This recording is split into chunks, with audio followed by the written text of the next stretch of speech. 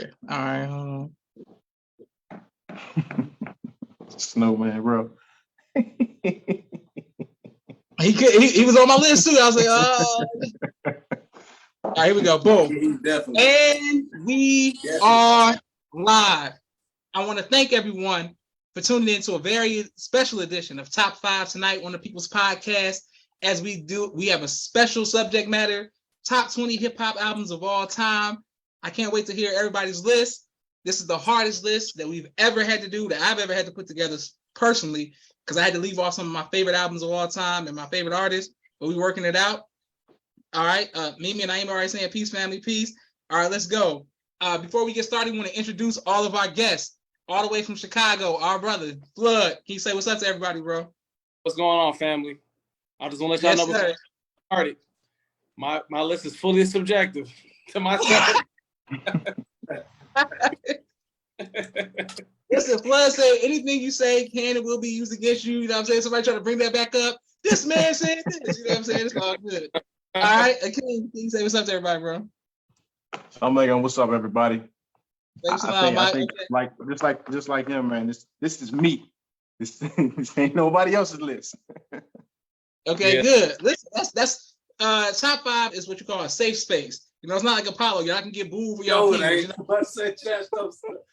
that lie. You know, top it is because every time. Listen, right. my number 20 coming out. Mimi says all brothers. We got a sister coming. Mimi, so Khadijah's late, so I'm not engaging with that. So Trinashi X says peace, family, peace, ma'am. All right, Yahweh, say what's up to everybody, bro. What's going on, everybody? Let's get this started. Let's get it started. Top 20 hip hop albums of all time. Number 20. All right, we going with you from the Midwest. Flood, what you got? All right, so for number 20, it's funny that y'all mentioned this before we got on there, but I got It Takes a Nation of Millions to Hold Us Back by Public Enemy. Okay. I had to touch that. That makes the top 20 because of the way they came with them that changed music, in my opinion. Okay. So I'm gonna put that at 20. We're gonna start off there. All right, let's get they're gonna be some old heads that's gonna be mad that that's at 20. I already see it. But at least you had it on the list. That's my thing. They're gonna be mad at on the list. Ain't no mine. Okay, let's go. All right, number 20. Akeem, what you got? I got Ludacris, 2001, Word of Mouth. Okay. Word of mouth. We're going word of mouth. Yeah. Okay. Yeah. Okay. Yeah. That's solid. Listen, Yeah. For me, that hit when I was in high school. It was like when that's when I was really starting to feel, just the whole genre. So yeah, for me, it had to make the list. My number 20. all right, you can't go wrong. You can't go wrong with 20 with Ludacris. All right. So Trinashi, I hope I'm pronouncing your name right, ma'am. She said Luda. Yes, ma'am. All right, let's go. Number 20. Yahweh, who you got? I'm going real hip hop, like real hip underground hip hop with this one. If you ever heard of the group Run the Jewels, they got an album called Run the Jewels 2. That's LP and Killer Mike. A lot of people sleep on Killer Mike as a rapper, but he's easily top 5 in Atlanta. He's top probably 100 all time if you really listen to him. Like Killer Mike, he got some stuff. Heard it, but I know his bars on there. Yeah. He got some stuff on there. So that's like digging in the crates. So that's my one and only underground digging in the crates album that I got. Okay. Rabia says, hey family, hey Rabia. She said Nelly. Nelly's on my list, Rabia. And no, we're not gonna start off with I'm from the Lord, I'm friendly. And Naima's giving the blank stare to Yahweh after that, number 20. All right, let's go. My number 20. One of the best albums to come out of that year, but anybody who knows me knew I was imitating this man in the studio and outside the studio, especially when he talked to girls. I'm going Mase, Harlem World. One of the best introduction albums. I think a lot of people slept on that. Let me tell y'all, there would be no Drake if it was not for Mase. I'm just telling y'all. All the smooth talking to the ladies, all that slow flow when I'm this and I'm saying, girl, woo woo. I just miss you. You know if you make it. Yeah, all that. Mase, Harlem World, going number 20. A lot of people sleep. I don't know how Mase just got X out of history or whatever, but Mase. Harlem World. Boom. I can tell you a couple of reasons why Mace got X out of history, Josh. Okay, boom. All right, let's go. So people in the comments are showing love. Thank you. Here we go. Number 19. Let's go. What you got, Flood? Ooh, wee. All right, y'all. I had to tap, we got masculine and feminine side of them. So I had to tap into my feminine side for this one. But honestly, Okay. when it impacted me, number 19 is Pink Friday. Sorry to say. I mean, it's on my wall. You said 19. That's low for me. That's low for me. I'm sorry. That's low. All right, 19. You can't go wrong with Nicki Minaj. I'm glad somebody got her on the list because she showed, she wasn't gonna make this list right. Okay, but Ashad, what was it though? I mean, Flood, what was it? What was it? What that made that hit that came because when I was developing this list, I was going down stuff that is timeless, things that aged well, things that you could go back that's 20 years old, and it's like, bro, she dropped or he dropped this tomorrow. We still gonna be slamming. Rocking. Mm-hmm. Friday. Okay, you can't go wrong. A lot of women artists are who they are today. It's because of that album right now. Like they gotta. I know Nicki be always trying to tell people to pay homage, but a lot of rappers gotta pay homage to Nicki. Let's not play. You can't go wrong with it. Okay, for sure. Listen, Naima says yes, Nicki top 10. And Mimi said you don't have to apologize for Pink Friday. That's classic. And Trinache says Mason Bether. Yes, for sure. Boom. You from New York, so I know you get the East Coast stuff. All right, Akeem, number 19. Who you got? All right, y'all probably gonna feel like this low, but Kendrick, To Pimp a Butterfly. Ooh. Okay. Yeah. Okay. I know. I'm gonna get the backlash. People was hailing it when it came out. Oh my God, this is the greatest thing since damn sliced bread. I personally, for me, I had to put it on the list. I don't rock it right now, but I out of respect, it had to make the list. Mm-hmm. Okay. Listen, this was the toughest list I ever had to make. Yeah, So this some one was albums hard. behind me didn't even make the list, like that one. All right, you can't go wrong with that. All right, Yahweh, number 19. Who you got? Number 19, I got Common B. That's probably Common's, in my personal opinion. Yes, sir. That was Common at his best. Like That's Common is. Once again, we're gonna talk about one of the greatest lyricists of all time. Top 3 to come out of Chicago, in my opinion, top 2.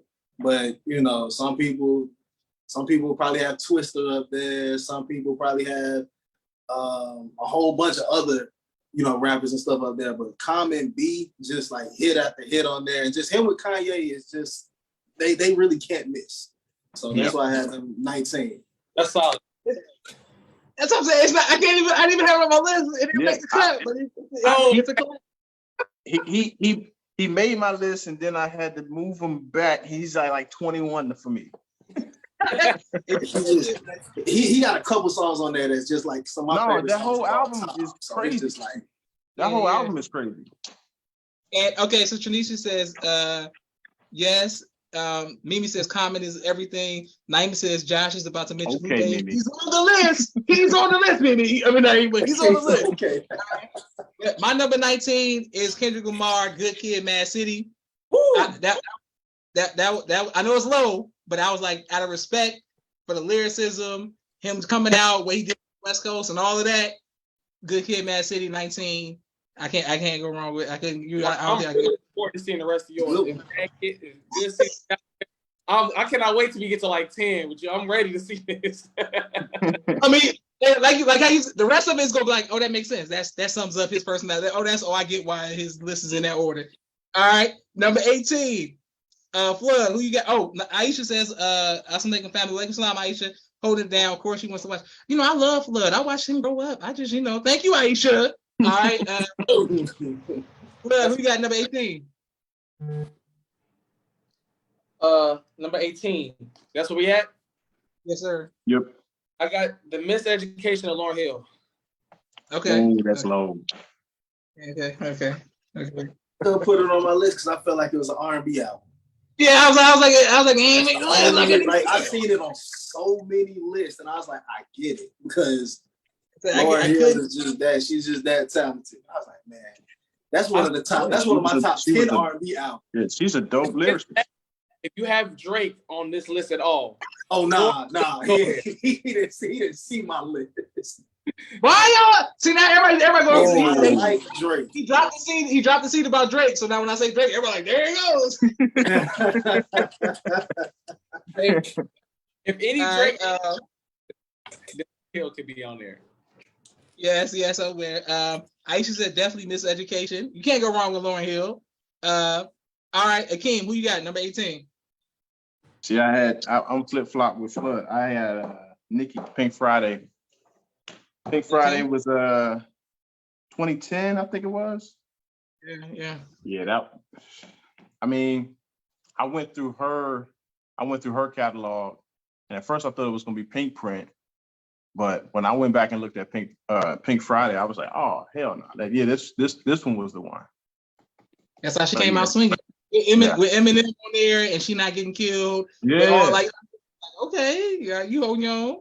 Yeah, I right. forgot that she had those hits on that album. Listen, you can't go wrong. Mimi says Lauryn Hill is definitely on her list for sure. Okay, good. Sisters sticking together. Mimi, I'm waiting for Mimi to mention Missy. All right.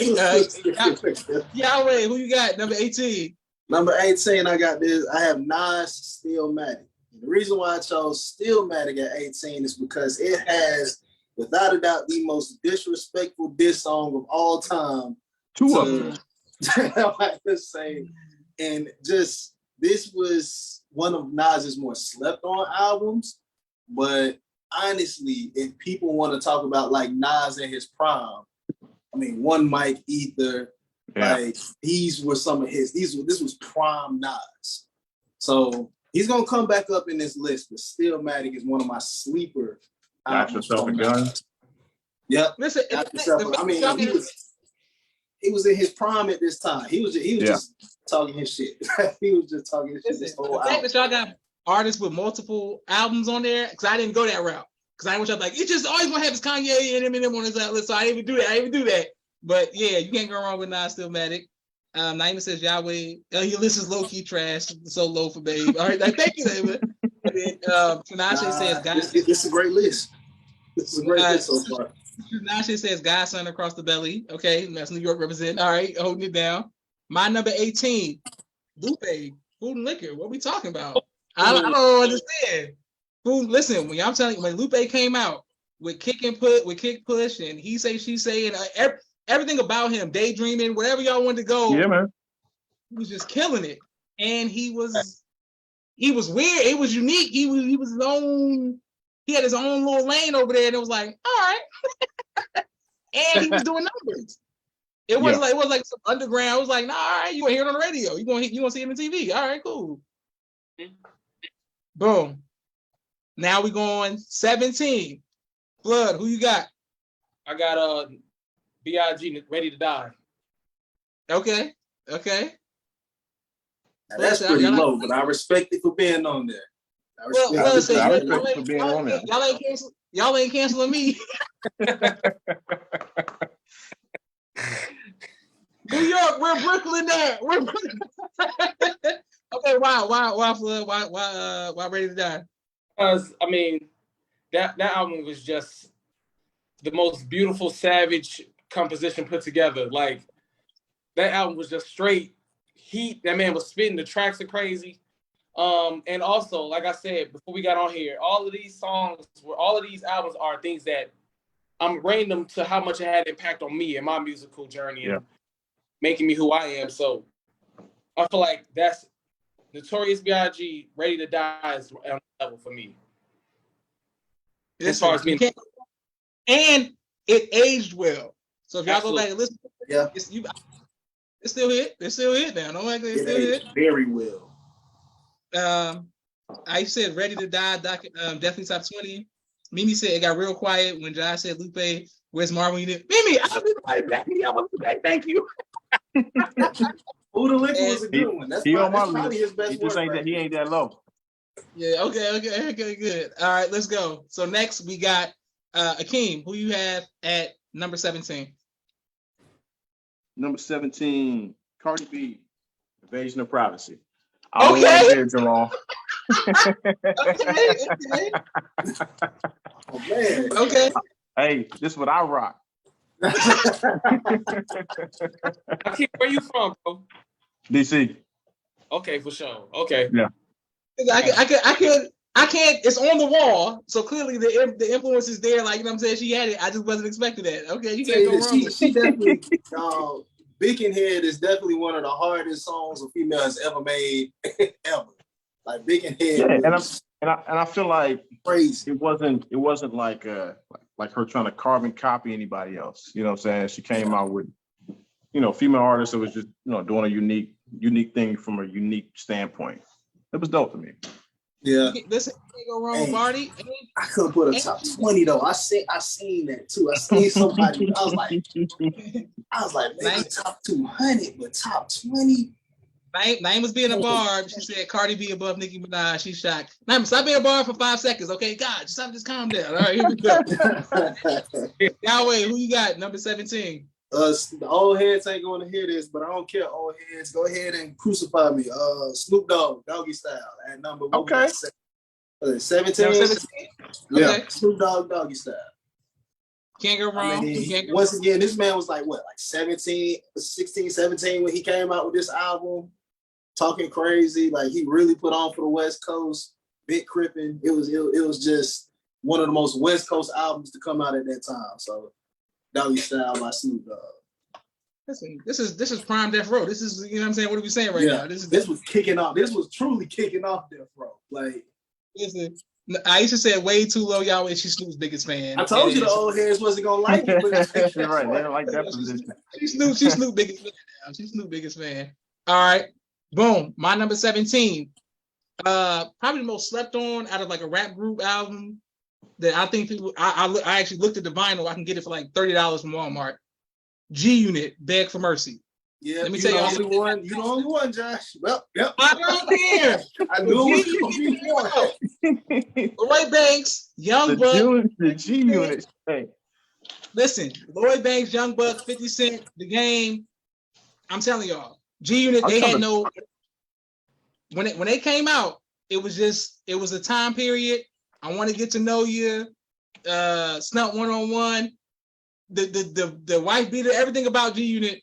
I was a fan. What was the songs in that one? I'm trying to place those. Snunt 101. I want to get to know you. If the other songs, if I just start naming them, you might be like, I don't know what he's talking about, but G. So I'm gonna be like, first there was 2 footsteps, of footprints, and then I don't even know what that song is, but yeah, that one, yes. Smile. I think they had Smile. I think Smile was on there. Yeah, no, I think what's Karma, the Lloyd Banks song? Yeah, that's insane. It was on there, right? I don't know. I think it might have been on Lloyd Banks' album. Yeah. Okay, so then Karma. 50 Cent is on the hook, but Lloyd Banks is rapping. It was like, listen, they didn't miss. I can listen to that from beginning to end right now, and it's like, this is G Unit. This is prime G Unit right now. They came out with that stuff. G Unit owned that era. Yeah, my buddy, everything about it. Like, it was like, hey, listen. Yeah. Okay, I used to. Where's Young Buck at now, Josh? You know what Young Buck is at? No one. I don't know. Doesn't matter. I just want to know where he at. Why y'all mad at G Unit? Because he had the most. He honestly, low key, had some of the most potential out of G Unit. Like, people really like G Unit because of Young Buck, low key. I don't know why everybody hating on G Unit. Like, I don't.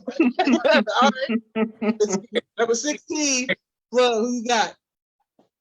16, I have Life of Pablo by Kanye West. Yes, sir. That's a good one. That's a sleeper. That's a sleeper. That's a sleeper. That's a sleeper. That album was great composition. Now, I definitely am not gonna lie. Kanye is inside of this list. I couldn't lie to myself. A lot of y'all. So he's in here. It wouldn't be right. It wouldn't be right for the Chicago fam not to have Kanye on their list. Listen, it took everything in me not to put most of my favorite artists on here multiple times. Like, I was like, I'm not gonna do it. I'm like, I was like, I ain't gonna do it. All right. Josh, what I was gonna say, one thing that I did do is when you told me about this, it had me going, and I've been listening to like hip hop albums for like the last 3 days, like heavy, just running through everything. And some of these were like things that I didn't even remember that was my top. So Life of Pablo, I like just thinking about it. If I was put together and then thinking about it, but started listening to the album, I'm like, hold on, this got to go up there now. Yeah. For sure. Listen, my Instagram name is Life of Joshua because of Life of Pablo. All right, King, who you got for number 16? Number 16, I got Chronic, 2001. Okay. That album for me. So I felt real connected to J. Cole. Like a lot of my stuff was West Coast for real, like coming up. So when that dropped, man, and Dre was going in with Snoop, and man, that dude, this one right here, it sucks that it's so low for me because I wanted to have it higher, but you'll see why. Okay, listen. Chronic 2001 is definitely on the wall. Everybody, like what the Chronic was for everybody else, like the 93, 94, 93 Chronic is what 2001 was to me. Like, it's an amazing album. All right, next we got Yahweh. Who you got? Number 16. Josh, you're gonna hate this. This is not seriously. You could call it the three-way tie, but it's not. It's Lil Wayne, the Carter series, and the only reason that I have it that low, the Carter series. Yeah, I got the Carter series because only reason I have it that low is because the inconsistency in some of the album. So Carter 1 started out like, cool. You get what I'm saying? Carter 2, in my personal opinion, that was Lil Wayne at his absolute best. If you want to talk about just lyrically, just he can hang with anybody, and it was no like flaw within his flow, within his lyrics. Now, when you get to the Carter 3 and you listen to a lot of the Carter 3 today, a lot of that stuff that I get on Big Sean about, like that super duper flow, Lil Wayne started that with the Carter 3. I can't stand that sound. So that's the inconsistency to me. Like I'm a millionaire, I'm a Young Money millionaire, tougher than Nigerian here. That's terrible. If you listen to that today, that is a terrible song. You trying to rip apart a Millie? Yes. I just wasn't a Millie fan. I wasn't a fan of Millie. You know what? I knew I was gonna find one day. I knew I was gonna find one person in the world that's not a Millie fan. Wasn't a Millie fan. About to say, I think that if you go back and you listen, if you compare a Millie to maybe like Block is Hot, if you really go back and listen to Block is Hot versus a Millie, Block is Hot is crazy compared to a Millie. A Millie is just literally, I'm just saying, go back and listen to it today. Hot off the block, hot, turning my hand on the stand. Like, that's crazy. I rock with it. Listen, Wayne is my guy. That's crazy for a 14-year-old to just be saying. But a Millie is kind of like, to me, what Dreams alone is overplayed. It's just, it got oversaturated. It was like, okay. Because people love it so much. Mimi said that long way. Mimi still going in about the Carter 5. Mimi, he didn't have the rights to his own music. I'm saying, like, it progressively got worse, and the Carter 3 was the beginning when people loved Wayne so much. Aisha said Amelia is phenomenal. It's not lyrical, but it's a great song to me. If Amelia is phenomenal, then Lemonade by Gucci Mane is phenomenal. That's what I'm saying. Phenomenal. Amelia's one of the greatest songs of all time. All right, no, it's not. Oh my God, bro. Number 16. Speaking of what Flood was saying, as far as impacting him and what the King was saying earlier with his high school experience, number 16, Nelly, Country Grammar. See, and y'all, y'all ain't gonna get on me about Amelia. Y'all, we gonna sit here and talk about country. If you gonna do that. But see, you ripped apart a Millie. I can't knock what you love. You tore down a Millie, bro. Listen, Nelly, I just don't like it. Sold 10 million out the gate. He came out swinging. He had all the party songs. It was a time. It was an era. If you missed it, fine. I don't really like. I'm not saying he ready to ribbity rap with somebody or he going to spit the bars. Right. The man had them party hits. Yeah. Country Grammar. See wanna what go I'm take a saying? vote with me? We talking about top 20, and we said no. Come on now. I knew I was gonna have to get this way According- at some point. According to most people's favorite rapper, the only dudes moving units is M, Pimp, Juice, and Us. It was like that was it. There was only 3 people. Literally, there was nobody else. Like nobody can even sell past a certain amount of records. Nelly was on their list. Aisha, good one, Josh.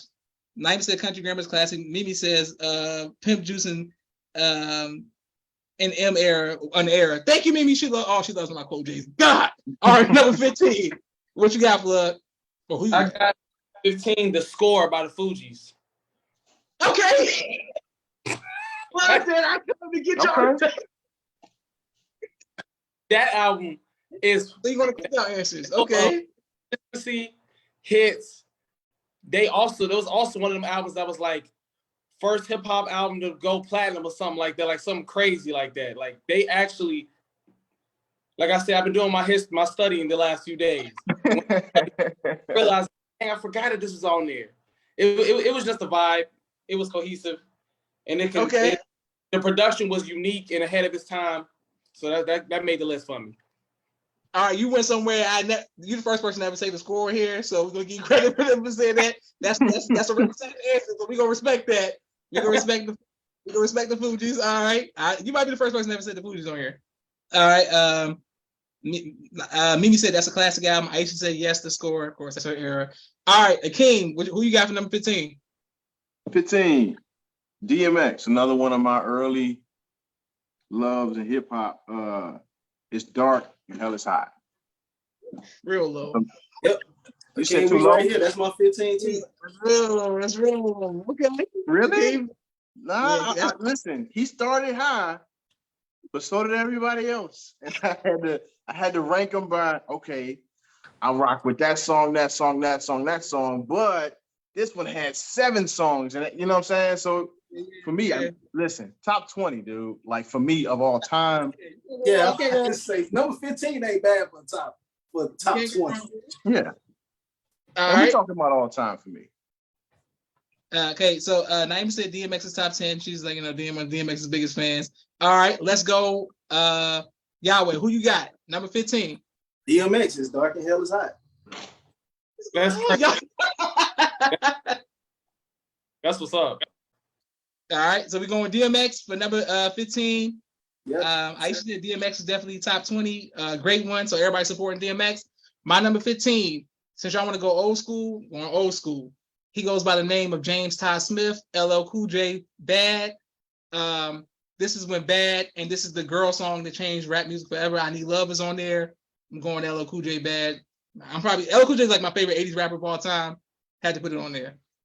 4-time I was going on dates. Who's that, Josh? Who's that? Okay. He's God off of In Too Deep. He's knocking people out around there. You ain't no cop J Reed. Yeah, you might know the actor LL Cool J, not the rapper, but yeah, the rapper. That dude, bro. And he was just smooth. And he was the ladies' man. You know what I'm saying? He got the girl. I like the dudes who got the girls. So the rappers I like, you had to get the girls. You know, get the girl. Hey, respect that too. You gotta get the girls. All right, Flood, who you got for number 14? Number 14, I got my man's Weezy, the Carter 3. Okay. Thank you. I mean, it's on my list. There will be respect to Carter 3. Okay, so Flood, you got the Carter 3. I just want to be clear. And number 14. I mean, my God, you know what I'm saying? Y'all just downplaying this album. It's not where it belongs. I respect it. All right. Sister Shanisha says going back to Cali. Aisha says LL. Naima says LL, and Mimi says a great one. So people like LL Cool J. All right, good. All right. So Flood is saying Carter 3 and number 14. Yes, sir. Apparently I gotta go to the track list with y'all so we can just go verse by verse or whatever, song by song. All right. Akeem, who do you have at number 14? Number 14, J. Cole, Born Sinner. Wow. What? I thought about having J. Cole on there. Yeah, for me, I can put that on and let it ride. And it's not, I mean, even though a lot of these albums got great songs on it that I could put on repeat, probably about half my list that's like that I can just put the album on and let the whole thing, and I'm vibing to every song. This one is one of those for me. That was a great time period in my life. I used to listen to it all the time. It was a theme song. It was a theme song for it. So for sure, Born Center. And I like the song. I was trying to think of the song with Mike Epps was doing the introduction on there, and he was like being funny, like doing like the little comedy sketch. Yeah. He was like, "Hey, how you doing, brother?" Yeah, no, I like Born Center. You can't go wrong with Born Center. All right, Yahweh, number 14. Who you got? All right, so number 14, I got Jay-Z, the Black Album. Oh. Jay-Z's gonna be on there twice. Oh. Jay-Z's gonna be on my list twice, and I love the Black Album. That's down there, bro. That's down there. Damn. As the residential Atlanta person, Jay-Z really don't get that much play down here in the city. Like, if I'm being 100% honest, so we didn't get a lot of Jay-Z in that case, but that was my first Jay-Z album that I ever purchased myself, and I mean, one of the greatest albums of all time. I agree. But after I went it, shout out to it making your list. But after I went into the crates and dug up some Jay-Z, I was like, yeah, this. He got some other ones that he got. Some other ones. Yeah. Okay. All right. Listen, Black Album's definitely on the list. So Tranisha says anything Busta Rhymes. She can't go wrong with Busta Rhymes. Naima says J. Cole definitely deserves to be on the list. And then so Tranisha says yes. All right, boom. So 14. My number 14 is Bone Thugs and Harmony, East 1999. Okay. It was the harmony. This is me singing, thinking I was from Cleveland for some reason at one point in my life. I don't know what was going on.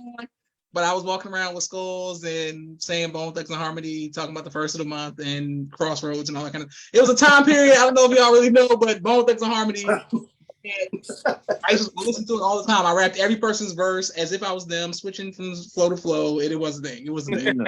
You wasn't rapping no. You wasn't rapping no busy. I was doing my best.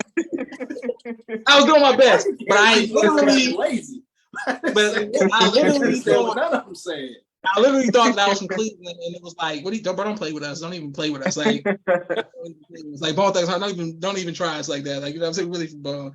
So maybe it says Bone, and then Tranisha said you better say that. All right, let's go. 13. Flood. Who you got?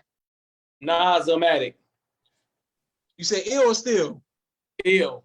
Okay, so you just gonna go first time answers. He got the source cookout. God dang it. That's a good one. You can't argue it. That's a good one. He's like the political correct answers right now. That's what I'm saying. Now listen, I promise y'all, this is a legit list. I mean, this ain't like I ain't trying to be safe, because what's gonna happen when we get to the top 10, it's gonna get real dangerous for me. I think it's gonna be dangerous for everybody. You know what I'm saying? But Illmatic, bro, it's undeniable that album was put together great. Production is good. He was spitting. It took me years to become a Nas fan, because when I was younger, I used to feel like Nas was born. But as I got older, I understood just like the mastery of his. I feel like he's gotten better over time too. Like I agree. Definitely. Like King's Disease, I don't think it made King's Disease. The trilogy did not make my list, but those were honorary mentions on my list because those are fire. So. I think he aged way, like his music got way better. No, everything got better with Nas. Yes, I agree. But his early stuff was great foundation work. I mean, you can't hate on Illmatic. You can't hate on Stillmatic. Yeah, you can't. Okay, so Trinashe says Rod Digger. Okay, so she's really a flip mode fan. We ain't gonna let that slide, John. We ain't gonna let Rod Digger slide. Don't say that. It's trying to run over it. Let me say Rod Digger. What Rod Digger album? I ain't even know what Rod Digger album we talking about. I don't know what's going on. Mimi said King is Nas' biggest fan, and then Aisha says King Disease 1 is the best Nas to her. King Disease 1 was good. Production was tight, and the fact that he could rap with younger artists, I like that. All right, let's go. So boom. So Akeem, who do you got? Number 13. Number 13, Atlanta's own T.I., Paper Trail. Okay, you went a different way. You went a different number with Paper Trail. You can't go wrong. Are you saying Paper Trail wouldn't have been the one? That's not the one that I got on the list. But it's his biggest selling album. It's the most. Yeah, I mean, for me, the hits on there, I don't know. I mean, like I rock with a lot of his other albums too, but I think that one kind of made its mark in history to kind of cement it in this list, top 20. It is. Listen, by the time Paper Trail came out, he was bringing Jay-Z, Kanye West, a little bit on stage. Yeah. And who's already put To Pimp a Butterfly on their list already? Who said that? Somebody said. I did. So that's beneath T.I. Oh no, I agree with that. I agree with Akeem on that one. I agree. Yeah. And I say it for me only because I ain't played To Pimp a Butterfly like I don't think none this year. For sure. I agree. You know what I'm saying? It's not just like that. Put it on in the car right now. I'm just feeling that. It was dope when it dropped. Mm-hmm. Dope as hell. Literally just amazing. The concept behind it was stupid. Behind putting together the whole thing and telling the whole story with it, right? With every song. But as far as the hits, I do kind of move in that way. You know what I mean? Like I'm gonna put something on that's just that's a vibe. You know what I'm saying? I just had to question you a little bit. I feel you though, brother. I just had to I respect it. And you a true, you know what I'm saying? You an artist. So I get it. You're gonna respect that art. What Kendrick did with To Pimp a Butterfly was crazy. Crazy. You know what I'm saying? And so I respect it. I understand it. It's just that for me, I was T. Yeah. He was T. I do agree with you, King. It's higher on my list, but To Pimp a Butterfly has no replay value. It was a moment. It was perfect for the time. Yeah. Aisha said Paper Trail inspired. Mimi said T.I.'s catalog is iconic. So Trinichis is talking about Foxy Brown. Naima says T.I. trap music is her favorite album. It's top 10 in her opinion. Yeah, listen. All these Southerners on this phone, right? All these Southerners going crazy. All right, listen. All right, next. Now wait. Who you got? Number 13. All right, we're gonna go a little south. We're going to Virginia with Pusha T. Pusha T, Daytona. Daytona is one of the hardest albums. And I was torn between Daytona and My Name Is My Name, but a lot of people sleep on My Name Is My Name. But Daytona, he came with a whole different energy on that album. He was like, I'm messing it up. 7 songs nominated for a Grammy. 7 songs. That's all I need. 7 songs and got nominated for a Grammy. You can't. I mean, he made drug dealing seem like it's the most luxurious thing in the world. Yeah, crazy. Mimi says Pusha who she hates Pusha T, and then Mimi Aisha says fact. Yeah, Mimi hates Pusha T. All right, boom. My number 13. My favorite West Coast artist of all time. He goes by the name of The Game. I'm going with Documentary. I think it was the what it did for rap, what it did for Dr. Dre and all. And y'all can tell that's my time period right there. All of that right there. The Game. It definitely went hard. When The Game came out, it was like the West Coast is back. Right now, it is what it is. Come stand on it, and it was great. And he had 50 Cent on the hooks, Eminem on the song. It was like that whole aftermath sound. It was a sound. Yeah. Boom. Number 12. Who you got, Blood? I got the Marshall Mathers LP, Eminem. Number 12. Sorry to tell you. That's good placement. That's good placement. I can respect it. What is that? Mother I had think that. I trying to really God, man. Are you trying to prank? It's a prank. You. Nah, that's good. That's good. Think about it. It's like billions of rap albums. He made number 12. Like that's great. Yeah. Hey, let me say this. The storytelling on that album and the pictures and the picture of straight depression and violence and just poverty that white man in that album. and hopped on features during that same time, and out was outdoing our favorite rappers. I'm sorry, Eminem's Marshall Mathers LP. Stan is on there. Stan is one of the greatest hip hop ever. It is. Like honestly, like we want to take about the sample, the verse, the storytelling, how it wrapped up. That song is like that's a perfect song. So yeah, So it's perfect. Number 12. Remember, that's how one you feel song about- though. That's one out of How like you- 15. no, How you but feel no, about Kendrick Lamar? That's how I feel about Eminem. Arsha, before I'm come back and I'm gonna ask you what number did you have Marshall Mathers LP at? I'll come back to ask you that. no, for sure. You gonna understand. All right, here we go. Akeem, who you got? Number 12. I got Nas. Life is Good. This is That's a very underrated album. it really is, man. But it was for me. That's when he matured. You know what I'm saying? That was right after his whole thing with Khalees, and he was rapping from a different perspective. Mm-hmm. And it was just a grown man. It was on some grown man shit for me. That's one of the first saying? grown man albums of all time. I truly believe. And that was me. He was rapping from a whole different perspective. It wasn't about the block. You know what I'm saying? This dude was rapping about it was creative to me because he was rapping, about, sitting in a damn room in Monaco. It was just like, it was to me, it was a different side from him, but it was what we expected because it's Nas. Right. You know what I'm saying? He's always been. I never heard of this. Okay, so put me on. So this came out when? Because I'm not a 2012, Nas fan. Life is Good. This was it's the album. This was If that you can Unforgettable. That song If you that can he picture did the with album Jax. cover, it's him sitting there with a green wedding dress. Wedding dress. Mm-hmm. Yeah, he's holding. white socks. He was holding. I guess this was supposed to be like Khalees's wedding dress or whatever. Okay. So this is after the album. This is after Hip Hop Is Dead and all of this. This is after him with the rose and all of that. All of it. Okay. I need to just And know my time. before King's Disease and all that stuff. Okay, now the Kings from that. I know that Nas. I just didn't know that one. All right, boom. Now, Can't go wrong King, with would you say this? Would you say that was like? Would you say that Jay-Z kind of tried to do the same thing he did with Magna Carta, Holy Grail? I feel like that and 444. Yeah, I feel the same. But I feel like Nas did it better. Just personally, I agree. I feel like Nas did it. I feel like Nas is a better lyricist though.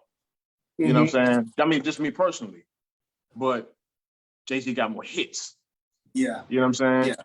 Yeah. So for me, that album resonated because Nas in the past didn't have. I mean, this is a controversial statement. Nas in the past, I feel like he didn't have all the best production because that's not controversial. That's the truth. Like he's had. I mean, every song that he drops is fucking. He's tearing people's asses up lyrically. You know what I'm saying? But his album won't be put together properly. It just seems like some of them be all over the place. Like his nigga album, the one that went, he changed it and it was untitled. I thought it was dope as hell. You know what I'm saying? He had features on there with Busta, the whole joint where he was talking about that fried chicken joint. Man, that shit was crazy. But the album to me was kind of, I guess it was all. It was strange.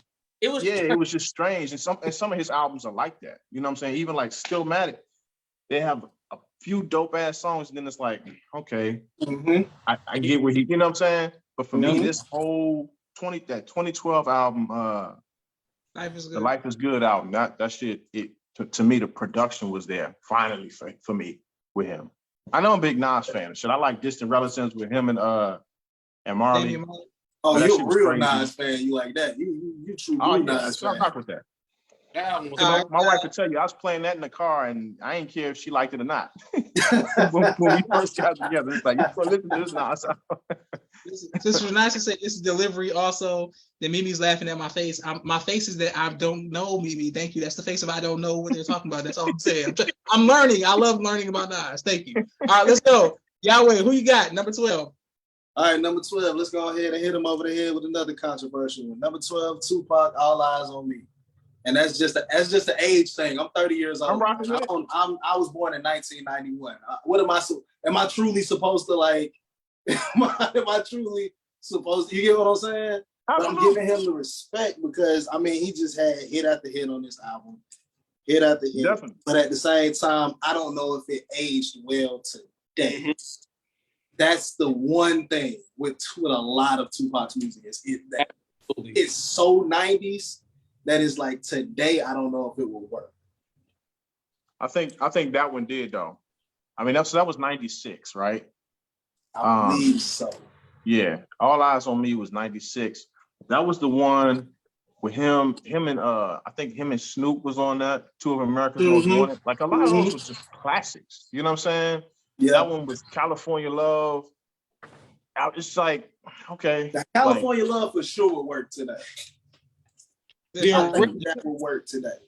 Because for California, I don't know if it was a remix or something, but the production on the on that album, All Eyes on Me, is different from the one that we be playing. Because there was the original California Love didn't sound like the one that that mainstream one that everybody knows. It was a totally different song. I played that thinking I was finna listen. I'm like, man, this is about to be next. And that song was nowhere near. I'm like, fuck is Some people I was beating you so much, I didn't even know Tupac started coming from. I'm just saying. Josh blood boiling right now.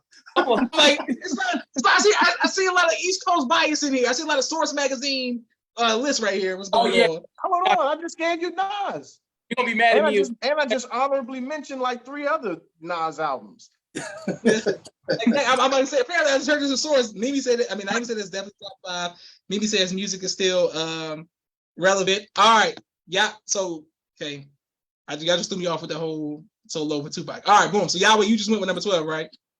Yep, number 12. Okay, boom. My number 12. This probably be my most modern song, album on here. I'm going. What a Time to Be Alive. Ooh. Drake and Future. Okay. 12. Like, listen, that thing. It was like the moment, it was like seven songs or something on there. When I heard it, I said, "This is gonna be like." I knew what it was. I knew this was like the new like Watch the Throne type for this type of back and forth. And I was like, "Yeah, this is Drake and Future, Prime, bang, bang, bang, back and forth." You can go through from beginning to end, from scholarships, all the songs. You be like, "Yo, this is it." I'm a big Drake and Future fan, so both of them together, boom, it's a win. All right, 30 minutes of music though. No, it was, but that's why when y'all always said Pusha T, 7 songs, it was like, man, what we saying is like, and he got a great, he nominated for a Grammy. It was like it just hit. Number 11, who you got, Flood? 11, I had To Pimp a Butterfly.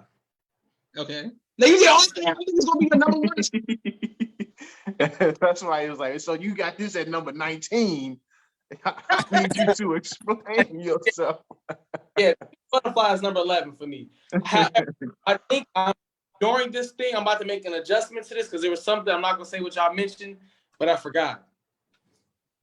And I'm just gonna be adjusting. Okay, so number 11, To Pimp a Butterfly. All right. Akeem, who you got for number 11? It's a Hard Knock Life. You going volume 2? 1998, volume 2. Yeah, man. Jay-Z. That one for me. I think that's when I really was. I think that's really when I kind of got into Jay-Z, and for me, that kind of like set the stage for him. To me, for real, you know what I'm saying? Like that's his biggest selling album. Yeah, that when they played that song on Austin Powers, it was like he was affecting. He was a megastar in that music. You know what I'm saying? He wasn't just affecting just us or the culture. But yeah, for me, I think that was his. It wasn't his best. I feel like the Black Album, but it was kind of like the first of his great, his greatness for me. Boom! You can't go wrong with Volume 2. It's one of my favorite albums. And I mean, he had "Can I Get a F You" to all of it was like Rush Hour. It was the thing. Yeah. All right, Yahweh, who you got? Number 11. Number 11, I got the Marshall Mathers LP. Josh, I don't like the white man, so I'm not gonna put him in my I'm aware that y'all don't like him. Y'all put him on there. I don't put him on there. But I do. But as a rapper, I have to respect Eminem as a rapper. Yep. That was prime Eminem. But I had a hard time choosing between that in the Eminem show, because the Eminem show was another one that was Bro, crazy. But Marshall Mathers LP, just because it had Stan, just because of Stan. Yeah. You can't go wrong with that. And then and people let us know y'all albums, top hip hop albums of all time in the comments as well. Boom. All right. My number 11, Ludacris, back for the first time. This is how people got how King got introduced to Jay-Z or New York through that. How I got introduced to Atlanta was Storm Bowles, Ludacris. That's It's crazy. how- That was your intro to Atlanta. That's crazy. It was Cadillacs. It was you know what I'm saying. It was Storm Bowles. It was Dubs. It was like, oh, this is Atlanta. Next thing I know, Atlanta. It was Ludacris. He introduced me. I didn't know what Old National Gabi Road was. Drove on Old National Gabi. Was like, Ludacris said that. Like, I got it. All right, boom. All right, I know where I'm at. And for a lot of people not from here, he was like, it was him, people like T.I. that really had crossed over, went and was like mainstream. Like, I'm watching Ludacris music videos in Washington, D.C. You know what I'm saying? Like, yo, this dude is crazy from Atlanta. You know what I'm saying? And he was rapping. So absolutely. And Grills, all of that Southern stuff. That was my okay. I'm getting it. All right. So Trinici says Goody Mob. You can't go wrong with Soul Food. All right, let's go. Number 10. Let's go. Top 10. Flood, who you got? I have top 10. Nothing Was the Same by Drizzy. You can't go wrong with that. You can't go wrong with that. I mean, it's just the shit was fire. That was Drake's best album. I will give him that. That's Drake's best album for sure. Yeah. It was super. It's hits after hits. It's the concept, the way that he was going. Like, I love albums where you can tell he had a point to prove and he had enemies and he was stuck. I love enemy albums. Like, when you have enemies and you talking your stuff, I love it. So that kicks it off. That's kicking off my 10. I mean, even like with the intro, just crazy. Bro, Tuscan Leather was crazy. Tuscan Leather is one of his best songs. For sure. Crazy. It was a matter of fact, Flood, I don't know if you were still drilling in 2013, but when we was all in Chicago, that was the soundtrack. When Atlanta was coming there, Worst Behavior started from all of that time period. We was coming to Chicago. It was Drake. Drake was heavily in the rotation. It was heavy in the rotation. Mimi said Drake's best album easily. Naima said Nothing Was the Same as her favorite Drake album. Hey, y'all just took Take Care off my wall right behind me. All right, Take Care. That wasn't me, brother. Nothing was the Same as not my best Drake album, but it is top 10 albums. Okay. All right. So, Trinici says Outkast for sure. All right, number 10. Who you got, King? Oh, I got Lil Wayne, Carter 3. Okay. For all the reasons that we mentioned earlier. Sure. I mean, number one, Millie, Jamal. Yeah, that was a great song right there. No, I mean, certified man. The jank with him and him and Jay-Z. Yeah, the one with him, Jay-Z, Mr. Carter. The him and T-Pain. The jank Got Money. Babyface. Yeah, I mean, he said Blind and Beetlejuice. I mean, he was going. Lollipop was going out. Lollipop. That's what, brother. Carter 3. You talking about like it was the crazy. whole. Well, probably like 2 summers. It was gonna be some Lil Wayne on the radio. All right, Yahweh. Who you got? Number 10. Y'all talking about 2 summers? We gonna get it some Mr. Summer right now. Future, Dirty Sprite 2. That was for sure. People sleep on it. People ain't gonna like that answer, but I guarantee that people in these comments, if y'all are club goers or kickback goers or anything, I guarantee you that you've lost your mind when a couple of them songs on Dirty Sprite 2 come on. Absolutely. Guarantee. Dirty Sprite 2, you can't go wrong with that. The only reason I didn't put it on my list some way, somehow. The only reason I didn't put it behind favorite rapper. Yeah. The only reason I didn't put the album behind me is I didn't think people would know the artwork. So it was like they're gonna be like, what is Josh just had some random thing behind me? But it's one of my favorite albums. All right, speaking of albums behind me, number 10, Pink Friday, Nicki Minaj. Yeah, I just feel like she's the GOAT. I feel like she can stand toe to toe. She birthed all of the little people behind everybody, all the women who came after her. Some influencers like, all right, that's Nicki Minaj, Nicki Minaj, and they was a Barbie. Huh? Yeah, exactly. But I think that Nicki Minaj isn't like a good female rapper. I just think she's a good rapper. Like I just like she's killing it. It ain't like look at like when she on the Eminem's my favorite rapper. She on the song with him, Roman's Revenge. I'm like, okay. Right. I'm like, oh, he about to kill you. It's like, all right, they went back and forth. All right, you know what I'm saying? Yeah. Now, she was brave, but I punked out by putting Nicki Minaj at high. I'm proud of you. I was scared. If I put up high, I'm gonna get dogged for it. I should have been brave along with you, brother. But I feel you. Listen, you got anytime people attack me for Nicki Minaj, I'm like, no, she had Monster. You know, she was on there with Jay-Z and you know what I'm saying? Like, yeah. Like, let them know, like, she got Monster. Aisha says 10. Wow, boy.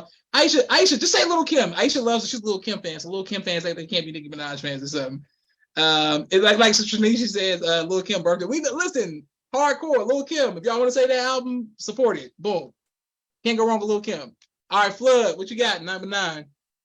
Number 9, I have Watch the Throne. Okay. Number 9, because I mean, for obvious reasons, the track that was it was like Jay-Z bars, Kanye West production, tag team hooks, crazy concept. It was like billionaire chic in an album, and I love it. You know what I'm saying? It was everything also, like billionaire. It's controversial, but it also had, in my opinion, Kanye West's best verse. Like on Otis, that Otis verse, if you go back and listen to that, Crazy. Jay-Z, he got Jay-Z on that one. He got Jay-Z on a lot of them songs. Yeah, Black Excellence, Murder the Excellence and stuff. I think it's just gonna be rap, but as far as like iconic verses in that album, I think Kanye West had more iconic parts in that album than Jay-Z. But it still it was a great album. Can't go wrong with that. Murder the Excellence. I probably listen to that so much. Everybody, Joshua, turn it off. I'm like, I like it. Like, I'm like, I like it. I like it. What y'all be saying? So Trinishi says Eve. You can't go wrong with that. And Aisha she's saying not top 10. Okay, listen, I get it. Kanye definitely killed Jay-Z on Watch the Throne. Watch the Throne was a time period. 2012, 11 to 12-ish. No, 11, then going into 12. All right. Akeem, who you got? Number 9. Marshall Mathers, man. Marshall Mathers LP. Okay. For me, That's his 9. It's number 9. That is so low. I thought y'all Really? had there. I see now. Like it's 9. Okay. So that's because it's his number 1. That's what I'm saying. Like, it gotta be his number 1. It's not my. I'm not saying it don't have to be my number 1. I'm saying it's number 1. It don't have to be my number 1. I'm just saying. It's your number 1. Sure, it's definitely your number 1. That's what it is. Happening right now. But yes, okay, I'm listening. Yeah, I mean, it's number 9. I have 8 albums better than that. Okay. Oh my God. Okay. Yeah. Not even 8 albums that you like more. I got 8 albums that's crushing this shit. Getting it up out of there. Yahweh, who you got for number 9? Number 9, I got T.I. Trap Music. That's hey, you turn on trap music today. Absolutely. Still hit. 24s is one of T.I.'s hardest songs of all time. I put that song, look, you put that song on, I swear you think you're in a box Chevy. Riding down to it. It's on the wall behind me, but for sure you can't go wrong with that. All right, boom. My number 9. It was going to be The Blueprint until I went back and listened to it, and I was like, it's a Black Album. I like the Black Album, Encore, 99 Problems. Man, the Black Album. You can't go wrong with the Black Album. December 4th. That's how it's like the introduction, the Black Album. It's one of the greatest albums of all time. It's one of the greatest albums of all time. And at that point in my life, I just felt that I could do anything I wanted to. It was Rockefeller signs everywhere. And once again, my siblings was like, Joshua, tone it down a little bit. I was like, what you saying? I couldn't hear you. I couldn't say it. It's whole. It's everything. What are we talking about? It's the Black Album. What's going on? You know what I'm saying? Mimi says the Black Album is a vibe. Boom. And Naima said yes, y'all wait for the T.I. All right, boom. Here we go. Number 8. Let's go. Flood, who you got number 8? I got boy, Ye, College Dropout. Ooh, okay. That too low? Or is that too high? What's That's too low. As low as hell. Almost. That's damn near perfect. Okay, so you got Ye at number 8. All right, College I Dropout. think that's low. He said that he got Kanye on here a couple times. So y'all gotta listen to what he said. He said he got Kanye on a couple times. I confused. College Dropout though. Yeah, okay. All right, so but why number 8? Why number 8, Flood? Because College Dropout has some of my favorite songs. It has Drive Slow on there. Drive Slow was crazy. Paul Wall smashed that song too. It's just, there's other albums by Ye that I think were more, were composed better, I would say. Okay. There's some songs on even College Dropout that don't have good replay value to me to this day. Okay. There's other albums. Every song from Ye on that Ye album, I can play now, and it sounds like pure manifestation of art on a track. Like, you know, man, I'm real artsy sometimes when it gets to this music. Yes, well, we get it. All right. So Naima said that's definitely low, and then Aisha says good placement. Mimi says low for College Dropout. Aisha, please don't get on here hating on College Dropout right now. All right, so let's go. Akeem, who you got? Number 8. Number 8, I got Lupe, the Cool. Lupe Okay. album, Nothing wrong with the Cool. was one of those ones to me more than Food and Liquor that I could put on from the beginning and let that thing ride. I remember I used to replay that damn album in my headphones all day long when it dropped. That shit was dope as hell for me. I mean, like the whole album start to finish. Can't go wrong with that. I had the Arabic cover ready to order on vinyl. Naima said, Joshua, nobody's gonna even know what you're talking about. You put nobody's even know what the album is. They're gonna think I got some terrorist looking behind me or something. I don't know what's going on. That shit went hard. Aisha said that's a good spot. Naima said not you too, Akeem. She's a hater on Lupe. Mimi says College Dropout is still her favorite Kanye album. She loves it to this day. All right, let's go. Yahweh, number 8. Who you got? Man, I'm rocking with Brother Flood. I gotta put College Dropout there at number 8. Okay. I mean, I agree. There's no more Kanye on my list, but I can personally say that Kanye has had better production on his later albums. Some of those, but at the same time, I feel like Kanye was his hungriest probably on this album, on College Dropout. You could definitely tell that he was trying to become a rapper real bad on this album. And he succeeded. He for sure succeeded. All Falls Down, probably one of his greatest songs, especially if you're saying the documentary, when you see everything that he went through to get that song just listened to. It made that song even more great to me. So, but College Dropout as a whole, I agree. Drive Slow, Paul Wall. People sleep on Paul Wall. Like I say, Paul Wall is one of the hardest rappers from Texas. So, but College Dropout for sure. Number 8. I think that's proper placement for Kanye. You're wrong. Also, Paul Wall, "Swinging in the Rain," one of my favorite songs. If y'all ever heard it, if y'all drive and listen to "Swinging in the Rain" by Paul Wall. Kanye became a better rapper later and got more polish for sure. That's a fact. We know that's a fact. All right, let's go. My number 8. Also, because Khadija took so long, she's getting put on a special list today. I will be sure to let her know. That good old list. She about to get on the super list that she'd be like, damn, that's what happened 2 years from now. She'd be like, what happened? Yeah, you're on the list. All right, so listen, number 8, DMX, "It's Dark and Hell Is Hot." What we talking about? Y'all talking about a rapper who came out talking about he's praying to God, then he's praying to the devil, then he's having this conversation, and him and Damon is going back and forth. Then he got motorcycles, and it's the Rough Riders, and he's the face of it. It was DMX, man. That was schizophrenia in a nutshell. I mean, you know what I mean? But it was like the way It was. DMX. Listen, the reason I ever bought my first pair of Timbs because of DMX is like it was a DMX thing. It was DMX. All right, let's go. That's what's up. Pretty high, but that's what's up. I mean, he's all right. If he had not, right there, King. if he was alive, would he been that high?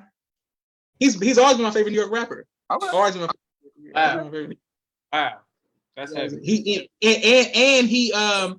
the Swiss Beats. I like more of the. That's why I like the game. I like violent rappers with good production. You know what I'm saying? Yeah. So Swiss Beats would be having party songs, and the DMX like I'm killing murder. And I'm like, okay, Eminem, my favorite rappers. He's like trying to show you. You know what I'm saying? All right, let's go. Number 7. Who you got, Flood? I have "Take Care" by Drake. Okay. I love. He was like waiting on the response. I see. I'm not getting no. I mean, the same way that he told us that top 10 was gonna be crazy, Josh. He told us in advance. I told you mad at me, but when I think about the period of time in my life that I was in when that came out, and the way that album sounded, and the way that it changed hip hop, "Take Care" was another one of those that forwarded hip hop to another level. For me, Drake did that a lot of times, but one of his greatest creations was that "Take Care" album, and he had songs on there like "You Rapping," going hard. He had a song like, what song he got Rihanna? I know you. Take Care. Now that's the best song on that album. That's my favorite song on the album. He collected him and 40 together in the studio.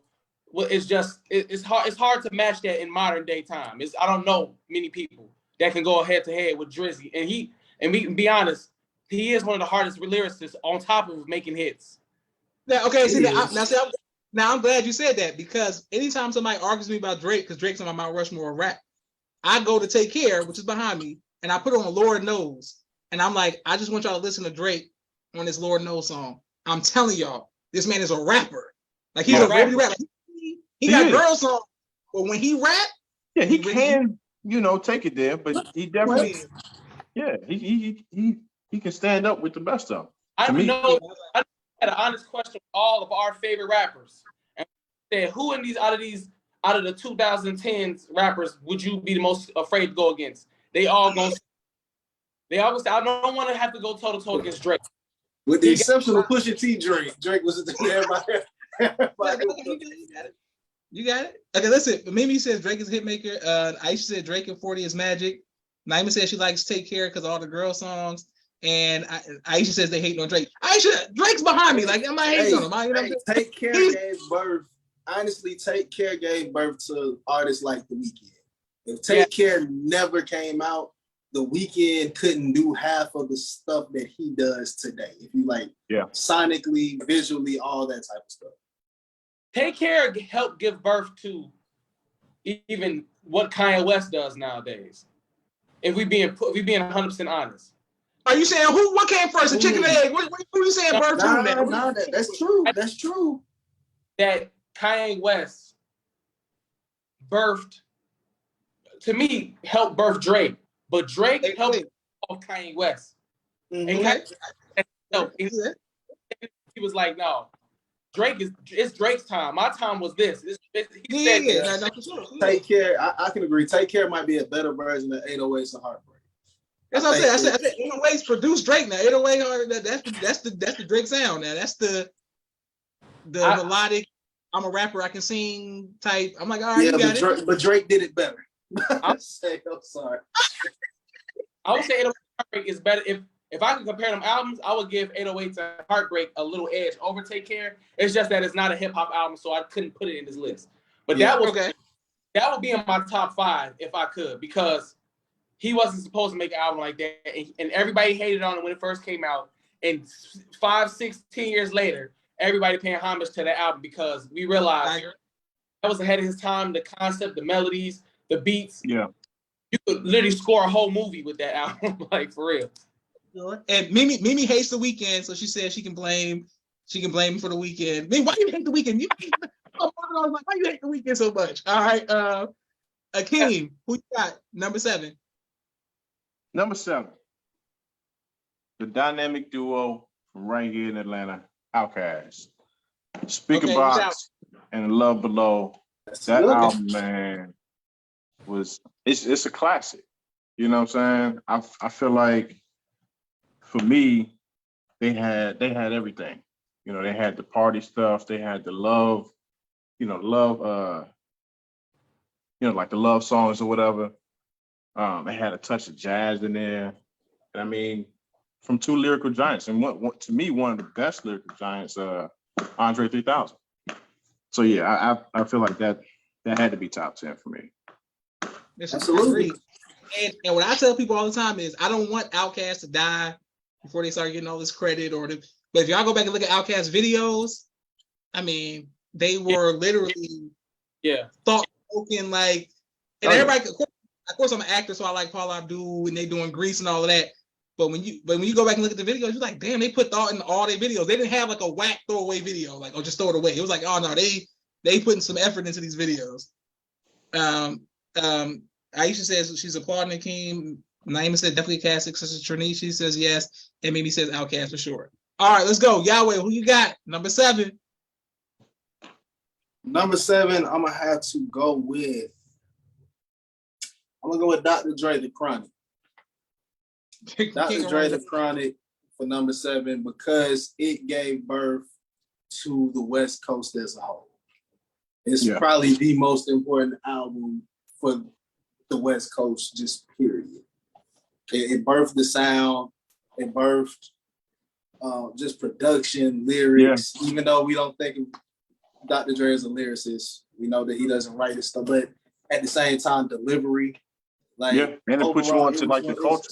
It was a super West Coast album, and he could have just stopped. He literally could have stopped making music right then, and he would have been okay. He would have been okay, I think. That's one of I know a classic, but I don't think I've ever listened to The Chronic from first song to last song ever in my life. Yeah. Well, Shai, if you turn off Ready to Die for 5 seconds, maybe you can listen to it. If you turn off the Fugees for 5 seconds, you know what I'm saying? You come up Ready to Die like that? I'm just saying, he's like, listen to Fugees. I'm like, you throw some die on it. Throw some Chronic in there. Aisha says yes, Yahweh, and Mimi said that's a good one. The Chronic is definitely hip hop at its finest, and Mimi says she loves these top 10 answers. You can't go wrong with The Chronic.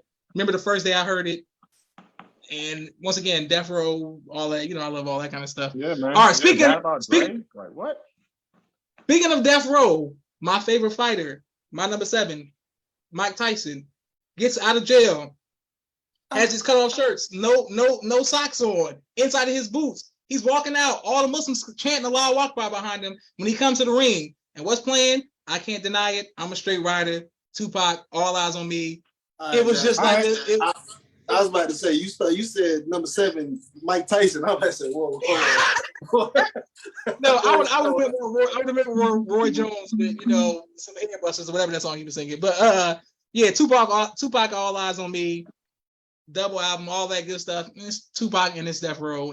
That's like peak Tupac with Roger from I Want to Be a Man singing all of the good stuff on all the hooks. And man, it was All Eyes on Me. It was a time period. Y'all said most of the songs earlier when y'all said Two of America's Most Wanted and California Love, but man, Out on Bail, fresh out. It was Tupac. It was him being out of jail and going to war for a great run and then sad tragedy. All right, let's go.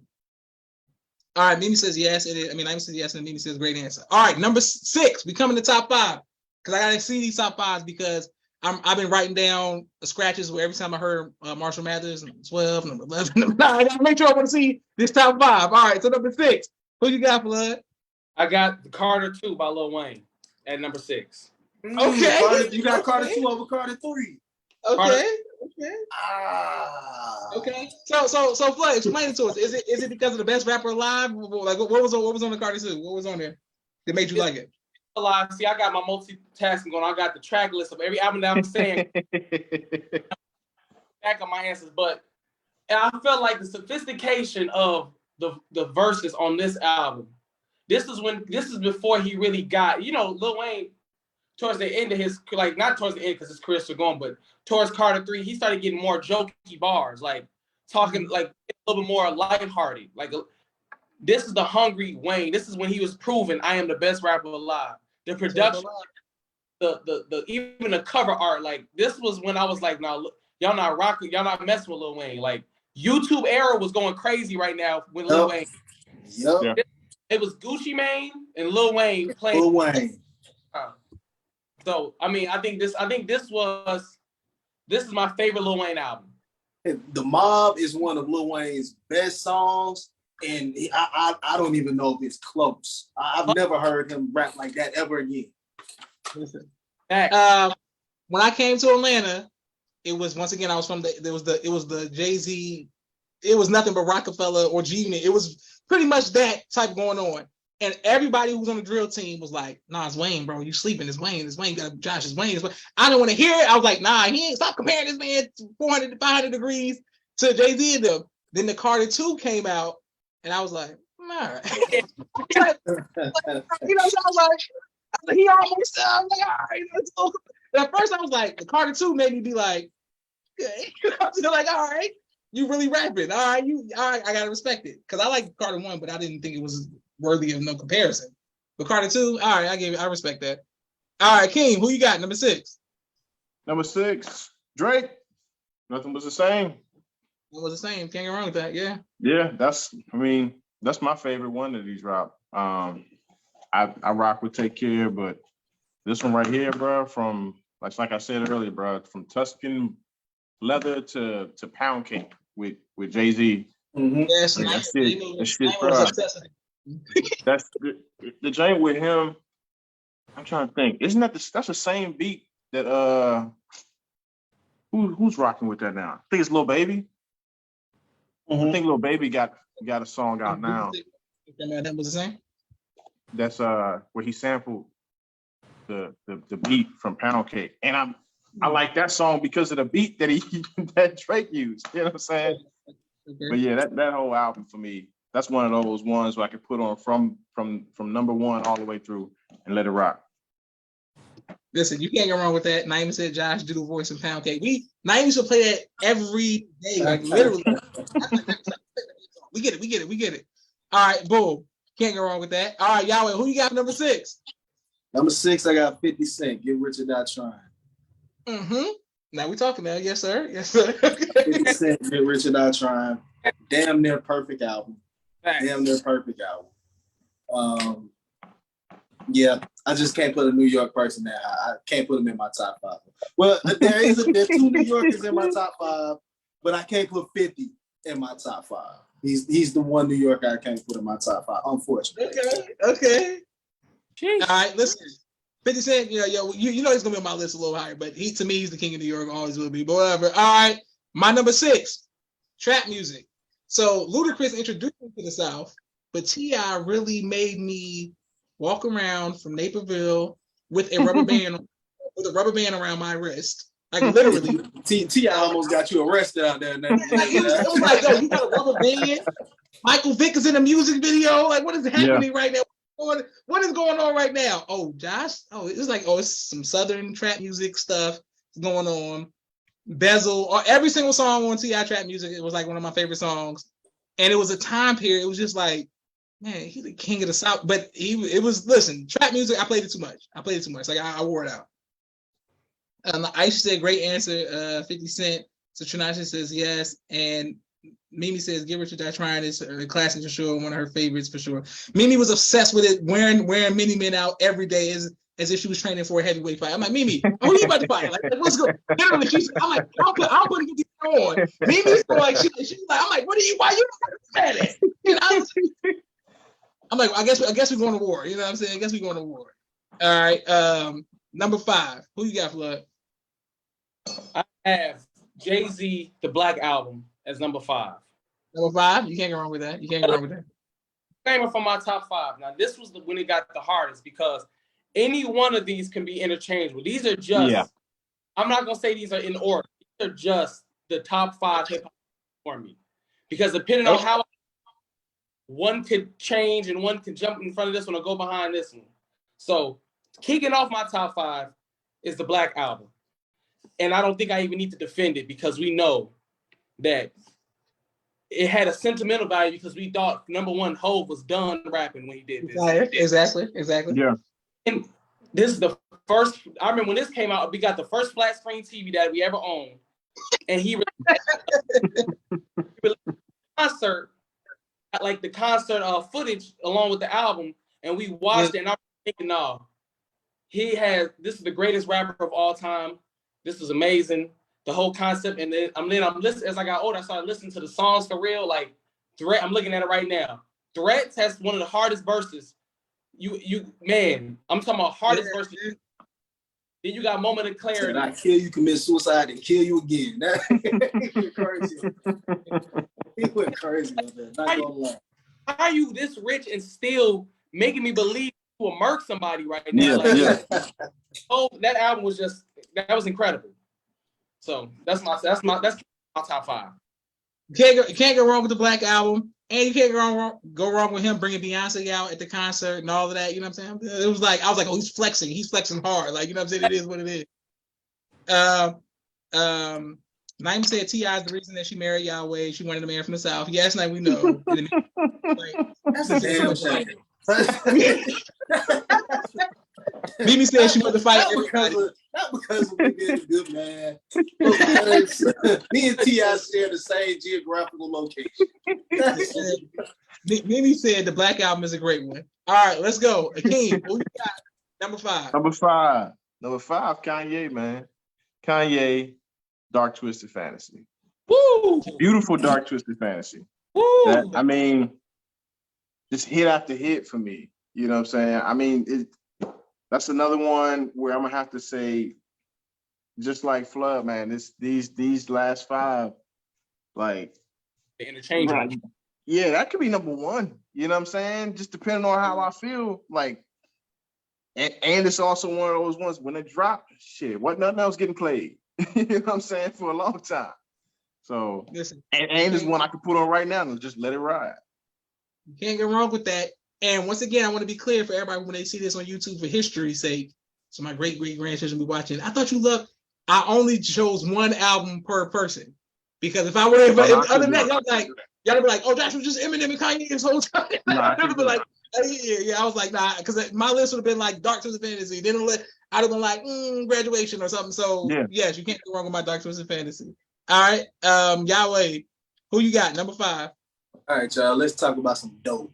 So I'm gonna go down this list. I know y'all can't see me, but Thug Motivation 101, Standing Ovation, Gangsta Music, Let's Get It, and then what? Go Crazy, Last of a Dying Breed, My Hood, Bottom of. I don't even need to keep going. We talking about Young Jeezy. We talking about another damn near flawless album. This man, and the thing that I like about it is he didn't glamorize the trap. He made the trap ugly. He made it grimy. And the thing I respect about him the most is the fact that he's from Hawkinsville, Georgia. You don't know, he's the only rapper out of the Atlanta area to not be from Atlanta to make it. You get what I'm saying? So Jeezy, even though I'm more of a Gucci Mane fan, I'm more of a Gucci fan. But when I tell you Thug Motivation 101, all those songs I named were damn near on the radio. Every last one of them. No, listen, you can't go wrong with that. And another thing, came to Atlanta, that was the culture. Everybody had big t-shirts on with snowmen. With the snowman t-shirts, man. I got sent home because I had a snowman t-shirt on in middle school. Can't ban the snowman. Listen, that's why I told the principal. I told her you can't ban the snowman. Listen, it was a time period for sure. Naima says Akeem, that's her favorite Kanye album. Mimi says Yahweh is Jeezy's biggest fan. Boom. All right, let's go. All right, my number 5. Outkast, Aquemini. I think it's my favorite Outkast album of all time. It was definitely my most influential Outkast album they ever had on me. But Sporty Oldie Dopalicious, the songs that wasn't the singles, I probably like more than the songs that actually were the singles. Yeah. Because it was like I listened to it all the time. Literally, I listened to I knew the sketches, I knew the Keisha. All I knew all the in between. It was like, oh, I know this album. Yeah, you can't go wrong with Aquemini. This is my favorite Outkast album of all time. Number 4, Blood. Who you got? I have 50 Cent. Get Rich or Die Trying. Okay. So we got everybody on the same page with that. Okay, yes, sir. That was just incredible production. He literally, I feared for Ja Rule's life during that. Absolutely. I was a Ja Rule fan, and he literally made me not like. I think everybody was. Like, I was like, dang, and then I was like, bro, I'm sorry, Ja. You was wrong. You apologize now. Apologize now, John. Why did you do this to yourself? And I mean, many man and Heat. The song Heat and the beat is actually the sound of a gun cocking and shooting. Was genius. It made me want to be a violent gangster. Like it made me want. Yeah. It made me want to go out there. And I was like, man, I'm about to be outside. Like just because of this album. So we're gonna stay right there because that's my number 4 as well. Get Rich or Die Trying is my favorite New York album of all time. Because it wasn't that much New York, because it was Dr. Dre, Eminem, and all. That's what I'm saying. That whole aftermath. Now then, I was like, "Who's 50? He don't sound like no DJ Premier type New York." It was like, and as that show you how influential artists can be. I had all Ja Rule albums. I was a big Ja Rule fan. It was like, what are we talking about? The moment I saw the little action figure and he did Wangster and stuff, I said, nah. I said, Ja Rule, you out of here, bucko. Ja Rule's a wankster. I was really saying that. Yeah. I said that's what y'all talking about G Unit earlier. I was like, well, I mean, 50 Cent was in G Unit, so it was like kind of like a, it was a thing. You got jumped in the game. It was with G Unit. You know what I mean? About that though, because that was like a marriage between West Coast and East Coast, because that was East Coast rap. It was actually all of them, because it was Midwest, because you got Detroit Eminem, a New York rapper with West Coast production, so that he was bound to win. Like there was he couldn't take. Absolutely. That's I know. Yeah, and Ja Rule once again, because I root for you. The same thing with Meek Mill versus Drake. I'm Meek Mill. I mean Drake, my Rushmore rap, but I was rooting for Meek Mill. Like, man, fight back. But when your comeback is not, that wasn't a good choice. So when Ja Rule came out with that, I said, nah. He waited. And you know what's crazy? When we heard Wangster, if he would have dropped Clapback right after we heard Wangster, it would have been. But you let us sit on that album of you getting fried too long. Yeah. You know what I'm saying? He just let the time period go by too long. Yeah, it was like he got slapped, and then he had to go figure out how to fight. And he came back to fight, and it wasn't no fight no more. It wasn't no fight. If you go back and listen to Clapback was not bad. That's the crazy thing about it. It wasn't bad. Ja Rule was going crazy on that. It just sounded too like, bro. It was still too happy, like mainstreamy and happy. Yeah. Like, let's take him to war. I was like, it sounded like Kirk Franklin. That's what it sounded like. Then I interview these people because they come like, nah, I see you show that. Hey, it is what it is. You know what's crazy is that I tried to put Ja Rule on my top 20, and I just like, nah, I can't. Bro. Ja Rule's a wankster, bro. The way y'all talk about Lauryn Hill, Ja Rule. You told me, he was like, damn, that nigga whack as hell. The way y'all talk about Lauryn Hill, so I feel about Ja Rule and them. Like, it's more R&B-ish. It's like you a singer. Ja Rule got the dance. But I don't think you was no, you ain't, 50 Cent said you ain't a rapper, so you ain't a rapper. You singing now. So sing. He said some wild things on top 5. The way y'all feel about Lauryn Hill is the way I feel about Ja Rule. Yeah, nah. Okay, so now you said the way y'all roasted Ja Rule. I like Ja Rule. I just like him as a singer, not like a rapper. I like what he do his secondary job, not his first job. 50 Cent came out and fried Ja Rule for being a singer, but we got to realize 50 Cent came on a song on every single hook. When he came out, 50 Cent was singing on every single hook. Yeah. So he like Said fooled us. bro, you weak, and then just did what he was doing better. Yeah, So yeah. that's a little defense for Ja Rule because I'm gonna give him a little because Give him a little something. one question is the sing. Yes. Yeah, that's what Sister Tradition said, but 50 started singing too, and they maybe said y'all traded out on Ja Rule too quick. It really was disrespectful how quick I left Ja Rule. Like, and then Bro, and the save whole his world day. did it, bro. You was with all of us. We all did it. I mean, unfortunately, I wasn't with brother, so I just had to. It wasn't a hard decision for me. Ja Rule came to save his day. Literally, Ja Rule came to save his day. Irv Gotti, they was like, they gonna meet with the minister, the tents and all. And I was like, what are y'all telling me for? I was like, stop telling me about Ja Rule. I don't even care. Yeah, because this was like the squash the beef era after he got slapped up by 50 Cent. And it I was like, nah, bro, we don't want you, bro. Look who came. Nobody said that Ja Rule came to save him. He was like, so. It's the loser came to save. Nah, man. He almost got saved as they canceled because he showed. exactly. Stupid, bro. He said the minister defended Ja Rule and nobody cared. Shaking my head, y'all looking at it wasn't true. And then he started doing more girl songs than Ja. He did some tradition. All right, boom. Ain't no defending him, Sister Tunisia. This ain't no defending Ja Rule. But he had the women singing. He made the song. He had them singing. Again, who you got? Number 4. Number 4, Josh, Lauryn Hill, Miseducation of Lauryn Hill, bro. I like her singing. What are you making it seem like I'm trying her? I like her songs, man. Damn, it's like she Ja Rule. No, she's I mean, no, you she's did compare not. to Ja Rule. I'm saying she's singing. Care for me. I know you care for. Like, I like her songs. Yeah, I mean, just like we said, all of these dudes got some singing on this, but they also got some bars too. You know what I'm saying? No. She can rap. Definition. What the pussy on? And something I don't know. I know. Listen, I get it. You trolling right now, Josh, bro. yeah, go ahead. Keep on going. You trolling real hard. I'm not stupid, Josh. No, I like Lauryn Hill. I'm just saying. She needs to be up on your wall, bro. No, but as an R&B singer, no, I'm never gonna let Flood lit his day. I can't wait till I see him in person again. I'm like, yo, what's up with the Fugees? Like, you rocking the Fugees? Like, you just like, that was the first time I've ever heard somebody say the Fugees in my life. I was like, all right, go with the Fugees. Nah, man. For me, she was. It wasn't even like, oh, she's just like, you know, top female artist. No, it was that her music was influential for that time period for me. Yeah.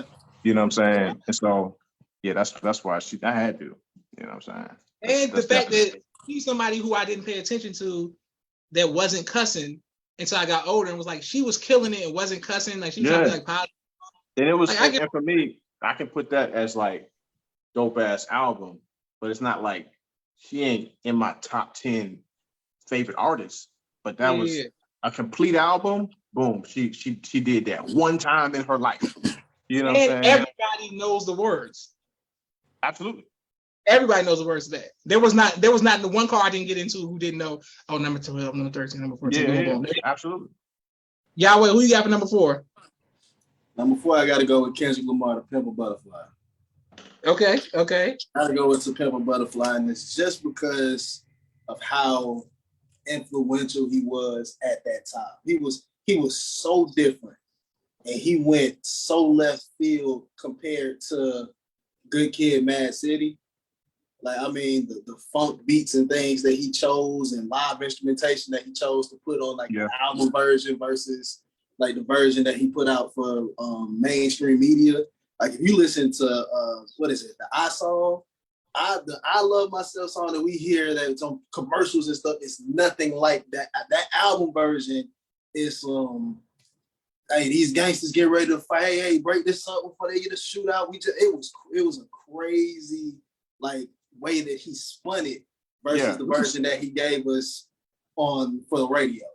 Like, it was super artistic. Yeah, he's super. He almost made it where he was like performing at like a cookout. Like most of that, it was crazy. But I definitely, that's why I'll say personally, outside of Future, he's my favorite rapper right now. Back in the very song was crazy too. Yeah. That song on that album was ridiculous. Black of the Berry was like he went. He that was around the time where he was just shaking up the game, just period. Like everything he did was like He Yeah, just it was dropped definitely- Kendrick dropped. It was like, man. It was definitely like a Dave Chappelle type of feel. Yep. Like, hey, I can tell you the punchline and then tell you the jokes. You know what I'm saying? It was like I'm challenging Yep. myself on this album and then delivering. You know That's what I'm a saying? great Because it was like comparison. he would have some funky ass beat, some jazz beat in the background, and just be Mhm. just crushing it. Like, damn. So yeah, I know I had it low, but I definitely. It wasn't the fact that it's top 20. I'm one of the people. If it's in the top 20 or top 5, I'm satisfied. Now, you know, Marshall Mathers LP. If it's not number 1, you know what I'm saying. If it ain't number 1 on everybody's list, anything else shouldn't exist. You know what I'm saying? It's not. I mean, that's pretty much what I'm saying. But listen, Kendrick Lamar's on the wall behind me because of the time period, the control verse, everything about it. And there's something on YouTube, y'all. Since y'all all love rap music, it's a thing. It's some dude did some nerdy deep dive, but it's called Kendrick versus Drake sub disses. And when you listen to it, you'll see how deep this man is. Like people think Drake be making some slick because he's a master at that. Kendrick Lamar say some stuff that people don't catch, but he hitting and it's like, damn, I ain't know that's, or damn, I ain't know that's what he was going at, or damn, I know, oh, he heard what you said, took your line, put it 3 songs later, and it killed it. It was like, then he did Super Bowl. It was like, all right, bro, you got it. Just the fact that he named it To Pimp a Butterfly, and like people didn't realize or catch that it was supposed to be named To Pimp a Caterpillar, and that you put each letter is Tupac. People didn't realize that it was a dedication album to Tupac. Indeed. No, but I seen an interview and he talked. He was like, "Man, people really didn't catch on to that because I wanted to name it To Pimp a Caterpillar, but he was like, nah, I'm gonna go ahead and do To Pimp a Butterfly XYZ." But it was like it was like an oath to Tupac. So okay, I didn't know that. I didn't know that either, bro. Let's go. All right, let's go. Top 3. Let's go. We closing out strong. Yes, thank you, Sister Naja. Thank you, Mimi Naima. Everybody holding down. And Sister Naja said, wow. And thank you, Saisha, everybody in the comments. Boom. Number 3. Who you got, Flood? I have Kanye West, Late Registration. It's on the wall behind me. Boom. There it is, for sure. Registration. Gold Digger, Heard Him Say, Touch the Sky, Drive Slow, Crack Music, Diamonds. Just if he that's damn near a perfect album too. That's perfect. And when we talk about like verses and stuff, like there's very few people on this earth who want to really have a hip hop versus against Kanye West. Like his songs not only are incredible, but they age so well, and they don't lose their spice, and they have great replay value. This album I listen to this album constantly. Songs, so I might listen to the whole thing, but I'm constantly like if I'm shuffling and Addiction come on, is it the one? Is it done? And a done. I've been afflicted, but not one. I'm like, no. I mean, he. That's a perfect album. Yeah, and that Diamonds. And it's a slept on album. It's a slept on album. That Diamonds verse. My God. Yeah. It's my top. It's my second place. Second favorite. All right, let's go. Akeem, who you got? Number 3. Number 3, 50 Cent. Get Rich or Die Trying, bro. Okay. I mean, sure, you can go through all of them, dude. My favorite one on there was the one with him and M. Patiently Waiting. I put that shit on for an hour straight, just on repeat. That's like it's like Flood said. That one had me wanting to be a gangster rapper. You just wanted me to be I just wanted. It's like, bruh, this one was crazy. So yeah, I mean, for me, I had that one on the CD player, and would have my headphones on a train in DC going home from school. Like, it was hard as hell, you know. That's why people makes me feel so sad for it. Like you feel sorry for 50 Cent because the second album sold 10 million too now. Then the Curtis one sold like 6 or 7, but everybody like, nigga, he fell off after the first one. I mean, the first one.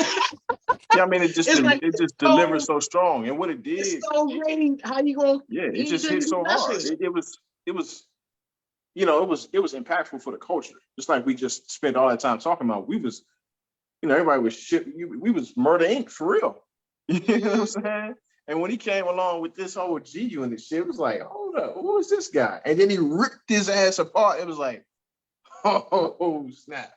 You know, it was hard to it's gonna be hard to follow something like that up.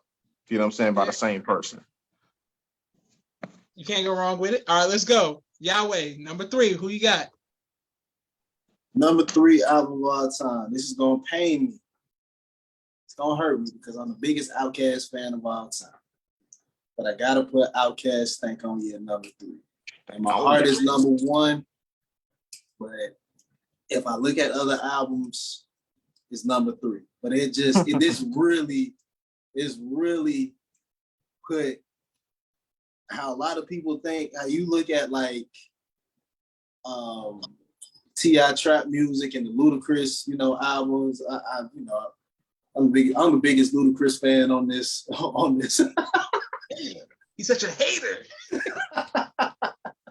I'm just playing, but that's how I feel about Outkast when it comes to how they're the true definition of what Southern rappers, Southern living, like they're just the true definition of the South in general. And Stank on You was a damn near perfect album from top to bottom. Weird, but if you go back and listen to it today, I mean, It influenced so many artists, artists. But I definitely Stank on You is my number 3. Damn, that hurt me. Gotta put it. It's the album. It is on the top shelf of my albums because it's top level. All right, my number 3. Everybody keeps forgetting this song from it. Let the Beat Build. Of course, it's the Carter 3 because whatever, it's one of the greatest ever made. But Let the Beat Build. Then I wanted to make sure that of course, y'all know the lollipops and all of that. But You Ain't Got Nothing with him and Jules Santana and Fabulous. Go back and listen to how Wayne was just going and going and going. Repeat. Like don't forget all of the songs that made it sell so many records. No, just the other songs. Man, Lil Wayne was in another zone, bro. Well, Carter 3. The Carter 3. Like the Carter 3 was like he was he was in another zone for sure. Thank you, Yahweh. All right, so number 2. So everybody loves that one. Yes. All right, number 2. Who you got, Flood? I got Blueprint 1 by Jay-Z. Okay. Can't go wrong with Blueprint. It's hits after hits after hits, and it's crazy bars, and it's great production. You got Ye on there, you got the Neptunes on there, you got I think Timbaland's on there. You just have it's just a great album. That's the one that made me love Jay-Z. Blueprint 1, and I was a little kid, and I remember my dad having the CDs and me thinking like, bro, this is why I'm a rap because of this album. Listen, Blueprint, one of the greatest albums. Did make my list because I wasn't doing multiple people, but clearly, what we saying? It was the soundtrack. And if y'all go back and listen to it, because of all those samples and stuff, it has a replay value because it's not like a certain like, oh, that's old. It's like, nah, it's some sampled beats and he killed it. All right, Akeem, who you got for number 2? Number 2. So for me, I think initially it wasn't listed as an album, but I'm not sure if it made its transition. But Wayne, No Ceilings, for me. Okay, number so 2. you're gonna wait. Okay. Oh yeah, because for me, Wayne has always been my favorite rapper. Like I never. Hands down, my favorite rapper. But when he did No Ceilings, I was like, he was on a whole. It just locked me in. He took all of our great songs, took all their beats, and murdered each and every song that he had just taken. Every beat that he took, he sat down and murdered that shit, and he did it in a freestyle. Because we all knew Wayne wasn't writing, you know what I'm saying? He wasn't writing none of his rhymes. So, yeah, for me, that one just locked it in. That one, yeah. It would be number 1 because he's my favorite, but I'm not trying to be biased. That's the one where I already gave my sister some, and my sister turned. And it's funny how the fish do burn, and that boy just relaxed like a brand new. Yeah. That album. Yeah, he I didn't know that. He crushed that one. He took a song by Fabulous and killed it. Throw It in the Bag. He took a song by he was fucking with Gucci Mane stuff. He embarrassed everybody on that album. Yeah, it was stupid. He embarrassed everybody who had the original song. They might as well Everybody just had the gave original they might as song, well it was like, gave their oh publishing. shit, I know that song. I know everything Swag was- Surf, and he just fucking killed it. Like Swag Surf, bruh. That one made me want to go say, nah, it's not the same. I can never listen to Swag Surf no more. Yeah, I'm about to say, I don't know what that song is they play. I feel the same way, King. Like for real. That was Wayne at his best right there. Yeah, he was crazy. Stupid creative off the top. No ceilings. You can't get wrong with No Ceilings. One of my favorite for sure. I was thinking about it. I was like adding it to my playlist. All right, Yahweh, who you got? Number 2. Number 2. This pains me too. But I'm gonna have to I gotta go Nas Illmatic. Just because Nas was like, when he wrote that album, wasn't he like 14 or 15 years old when he like wrote that? He was a kid. And for a kid to come out with something that impactful and that like that hard, like it was just like, man, I don't know. That like he literally, when you talk about an East Coast album, Illmatic comes to mind. It is New York in audio form. And I've never been to New York, but I promise you that's how New York is. I say how he said How it was. that how it was. I don't know what it is now. It's a bunch of little baby Pop Smokes running around, a bunch of baby K-Flocks and stuff like that. But You already know we getting sturdy. We getting sturdy over there. We getting yeah, sturdy. see, they goofy as hell now. So, but if we talking about like just major impact, like Nas was saying some stuff on Illmatic. You can't go wrong with Illmatic. All right, and Aisha said yes. Arshad, that was his best album. And so Trinishi says nobody said Wu-Tang. She's hey, Into the 36 Chambers. Woo, whatever. Give you a shout out, sister. All right, boom. Also, since y'all like Nas, because everybody seems to mention a whole bunch of Nas albums. If you haven't seen the TV show Ozark, have y'all seen it? But the second to last episode or the last episode, they did a tribute to like Nas. Nas was the soundtrack to it was the score to the show. And the way they did it was so hard. It was like, damn, like Whoa. the show had nothing to do with Nas the whole time. But then it was like, boom, it was like the soundtrack. And they gentrified Nas? That's crazy. But it was crazy. Killer Mike was on the episode. Killer Mike was on the episode. It was crazy. And he was surprised that the girl was listening to Illmatic. He was like, "What you listening to?" And she put it on, and it was like, "Oh, okay, whoa." Anyway, everybody watch Ozark. Ozark is a great show.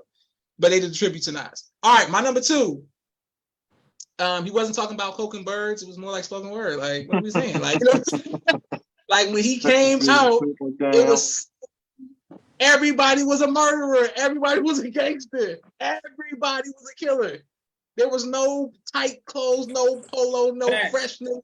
There was everybody had oversized jerseys. You had to fight just to walk across. There was no. And the biggest man talking about Jesus walk. What are we talking about? Yeah. And then he wins. It was like, oh, you crazy? There's like you win with your style on a record label full of murderers and gangsters. Like, what is going on? Yeah. So I'm going College Dropout because it was like, man, this is poetic.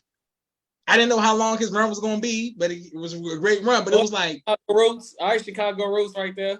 Yeah, I'm just saying, it's like I didn't know how long his run was going to be because I was at this point. Benny C was behind me too. At this point, I was so far Muslim killing Rockefeller, stop Philly killing nigga, and then Kanye was like, "Nah, man, put this polo on and shit." I'm like, "All right." I'm like, "Oh, we wear polo? Okay, we holler that girl with the polos on. Take off the jerseys. Fine." He gave me an alternate route. Boom. College Dropout. Can't go wrong with that. All right, let's go. Number 1 of all, album of all time. That's what Shanice says. Yes. Let's go. Flood, who you got? Number 1. Number 1 album is Mike Jones. Who is Mike? No, I'm just playing. Yes, sir. How we talking? Mike Jones catches strays for no reason. Catches strays for no reason. Who is Mike Jones? My number 1 is My Beautiful Dark Twisted Fantasy. Is my number 1 hip hop album of all time. I can respect it. I feel like that was when Kanye West got into his composing bag, like not just rapping, but now he got into his composition bag and his putting the albums together. Like he almost was like the album was almost like a symphony of music. When to have big artists like you got Rihanna, Alicia Keys, and like Fergie, and they all singing us 3 words in the song, and just them to get to say them 3 words, but it sounds so crazy. Like that album changed my ear. All of the Lights was incredible. I don't know if you were when we drilled in 2011. And y'all I wrote that down to bring up drill. I was like, don't forget drill. Yeah, when y'all whooped our behinds in 2011, and we tried to come out with the horns. If you remember, horns, I was going to ask about that. The horns playing all the lights. They was playing all of the dim lights, but they was playing all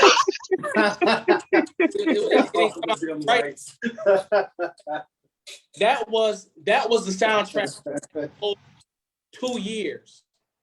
Like years, that album was like was the soundtrack of all the bros, the God Squad. Like we was whamming that. So that's my favorite album. That's my favorite hip hop album, and it also is a absolutely timeless masterpiece. Timeless. Absolutely. Like if it would have came out 30 years ago, if it came out tomorrow, Kanye West dropped My Twisted Dark Fantasy tomorrow, we will be so happy that he's making that type of music. You know what I'm saying? Yeah. So that's it. He gave us Jesus is King though, Josh. Remember that. Thank you. And I appreciate it. I appreciate all his music.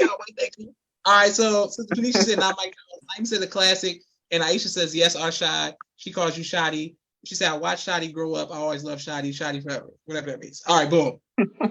Josh just be making stuff up. Look, don't listen to Josh. Josh, y'all want to talk about no. I watch him grow up forever. Like,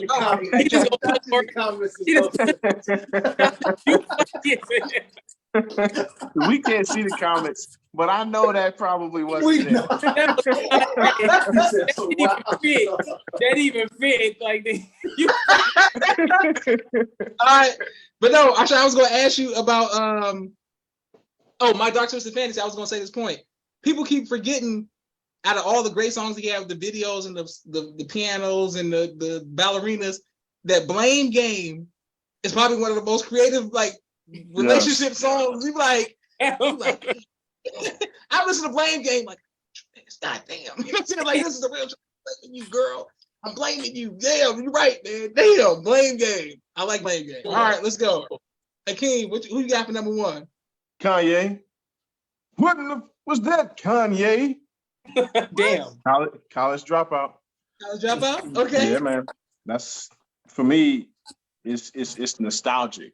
You know what I'm saying? Like, I feel the same way about this one that I do with Beautiful Dark Twisted Fantasy. Like, I feel like I can put this on, and me and wifey, we gonna be in the car. We both gonna be singing this. You know what I'm saying? All the way through.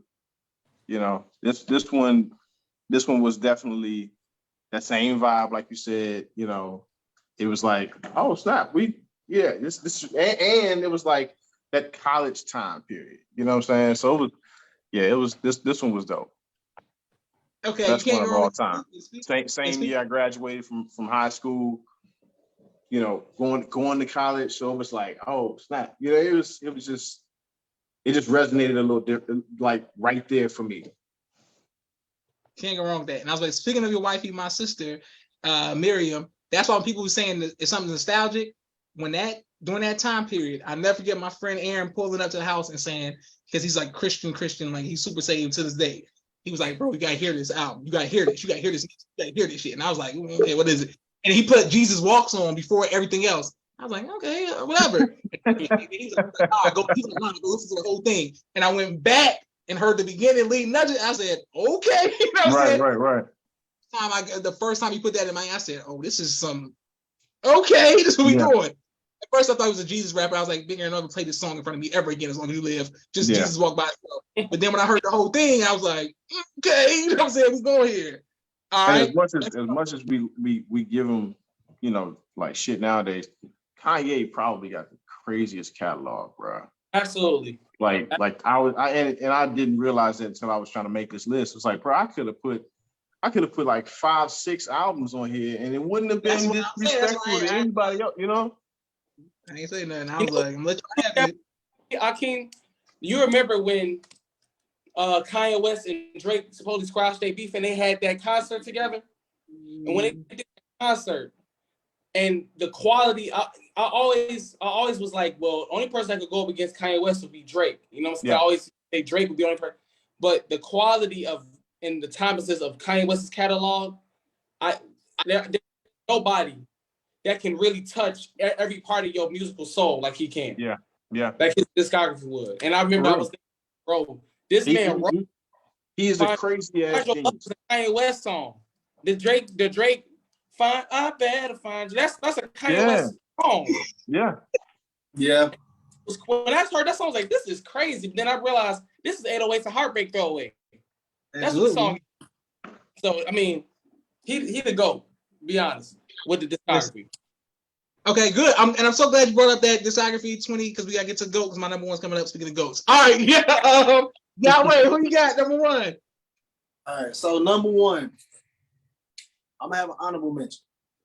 Oh yeah, and this, no, they're not my number. They're not on my list. But I had to mention Jay-Z's Blueprint because it was damn near a flawless album from every aspect of an album. From songs for dudes, songs for girls, emotional songs, everything. But my number one has to be Ready to Die. And the reason why I say that Ready to Die is my number one is because he touches on almost every single emotion he touches on death, he touches on happiness, he touches on anger, he touches on everything throughout this album. And damn near how many years? Damn near 30 years later, we still listen to these songs. And not to mention his influence is still felt to this day. He only had 4 years in the rap game. Like, I'm not the biggest Biggie fan by any means. No, apparently you are. But at the same time, Suicidal Thoughts is one of the. You want to talk about DMX. This man is talking about it's over and kills himself on the record. It's things like that like he's talking about some deep stuff within his music, and then he goes over and he does One More Chance. He does some player stuff. He does a little bit of everything. You could feel it's like, dang, I was looking at the discography, not the discography, but the track list. And I was like, I just can't deny this. You weren't looking at the discography. I'm gonna say I can't, yeah, because honestly, I put Biggie duets on my back. But nah, real talk. But I was like, man, this track list is crazy. Like they still play these songs today, and they still hit today. So I gotta let it be. I mean, I know you're gonna have Marshall Mathers LP, but we ain't listening to a damn song on that. But that's why I don't know last time I listened to Big Papa either. But I respect Ready to Die. You can't go wrong with Biggie. Yeah. And like you said, Suicidal Thoughts is a whole nother level of storytelling and stuff like that. You can't go wrong with that. Boom. And it's a classic. It don't got no skips. All right, boom. So my number one could have been the Eminem Show, very much, but could have been Slim Shady LP. There's a lot of people forget about it on the wall as well. Boom. But Stand Alone. Everybody keeps talking about Stand. Great. Stand's one of the greatest hip hop songs ever, Jack. No, I think it's the greatest. The greatest songs ever put together. I think it's the best song, the most creative and all that. But when y'all think of I Am, whatever you say I am, an entire album, not only was it selling 10 million, 50 million, all this record sales, it wasn't about what Kanye West was it not about Coke and Birth.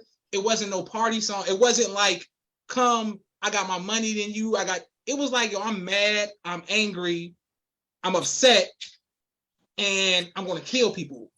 And I thought it was the most genius way he did it because it was like a movie. It was literally like watching Quentin Tarantino, listening to Quentin Tarantino or Stephen King, like a horror film. Like that Quentin Tarantino is a good comparison. That's a good comparison to the album.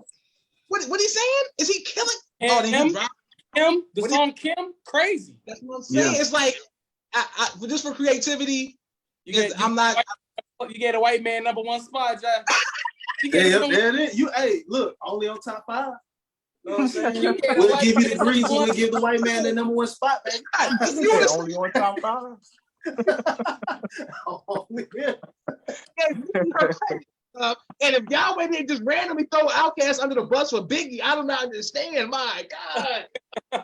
Hey, look, I ain't throw them I under the I bus. didn't expect you to pick Biggie. I'm gonna say that. I I didn't did throw not them under the expect bus. But I'm Biggie telling to be you, number like, one on your list.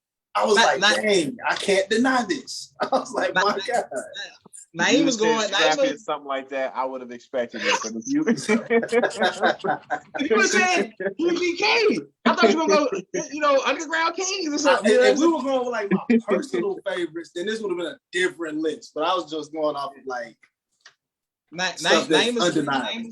Naeem was not letting you live Yahweh in the comments about Biggie. She's not letting it go. But she even though loves Junior Mafia. Don't ever let her make you think any different. Listen, all right. Junior Mafia. I can't wait to put this on YouTube. I want to thank all of our guests. Thank you everybody who's watching, everybody who wrote their list. It's gonna be, we get a lot of comments when we do this stuff on YouTube with hip hop, and everybody's going to say honorable mention, Public Enemy. Well, Flood covered down with the Public Enemy, but Rakim, Tribe Called Quest, all of it, they're old school, like whatever the check. yeah, Down to all of y'all, you know what I'm saying? Like the list was great though, because we had Nas, Jay-Z, we had the DMX, we had pretty much everybody's main. Shout out to Lil Kim or whatever somebody's gonna say about that, or Salt and Pepper, whatever. We got it. Boom. All right, Flood, can you say goodbye to everybody, bro? Man, it was a blessing to be a part of this, man. I had a great time. Shout out to everybody's top 20. And thank you, Jay. Let's do it again sometime. Yes, sir. Done deal. Also, if y'all didn't know, Flood, you want to make the announcement, or you want to keep that private, like when we get in the new project? Because you already know people want.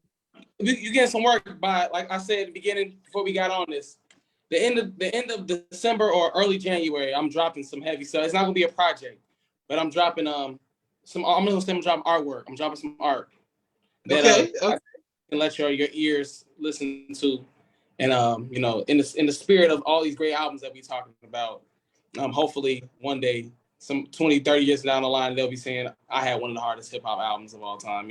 That's the dream whenever you're an artist, go down in history. So thank you, though. Thank you for that, Jay. Yes, sir. And once it drops, will you come back and give us a breakdown of how you came about it, what the inspiration and all that? Yeah. Anything. I'll let you know. That's the funnest part about making stuff, when you get to talk about it after the work is done. Yes, sir. All right, Akeem, thank you, bro. And can you please say goodbye to everybody? bro, man, I really appreciate you having me on. It's always a great time. Thank y'all for watching. Thank y'all for y'all list. Thank y'all for respecting my list.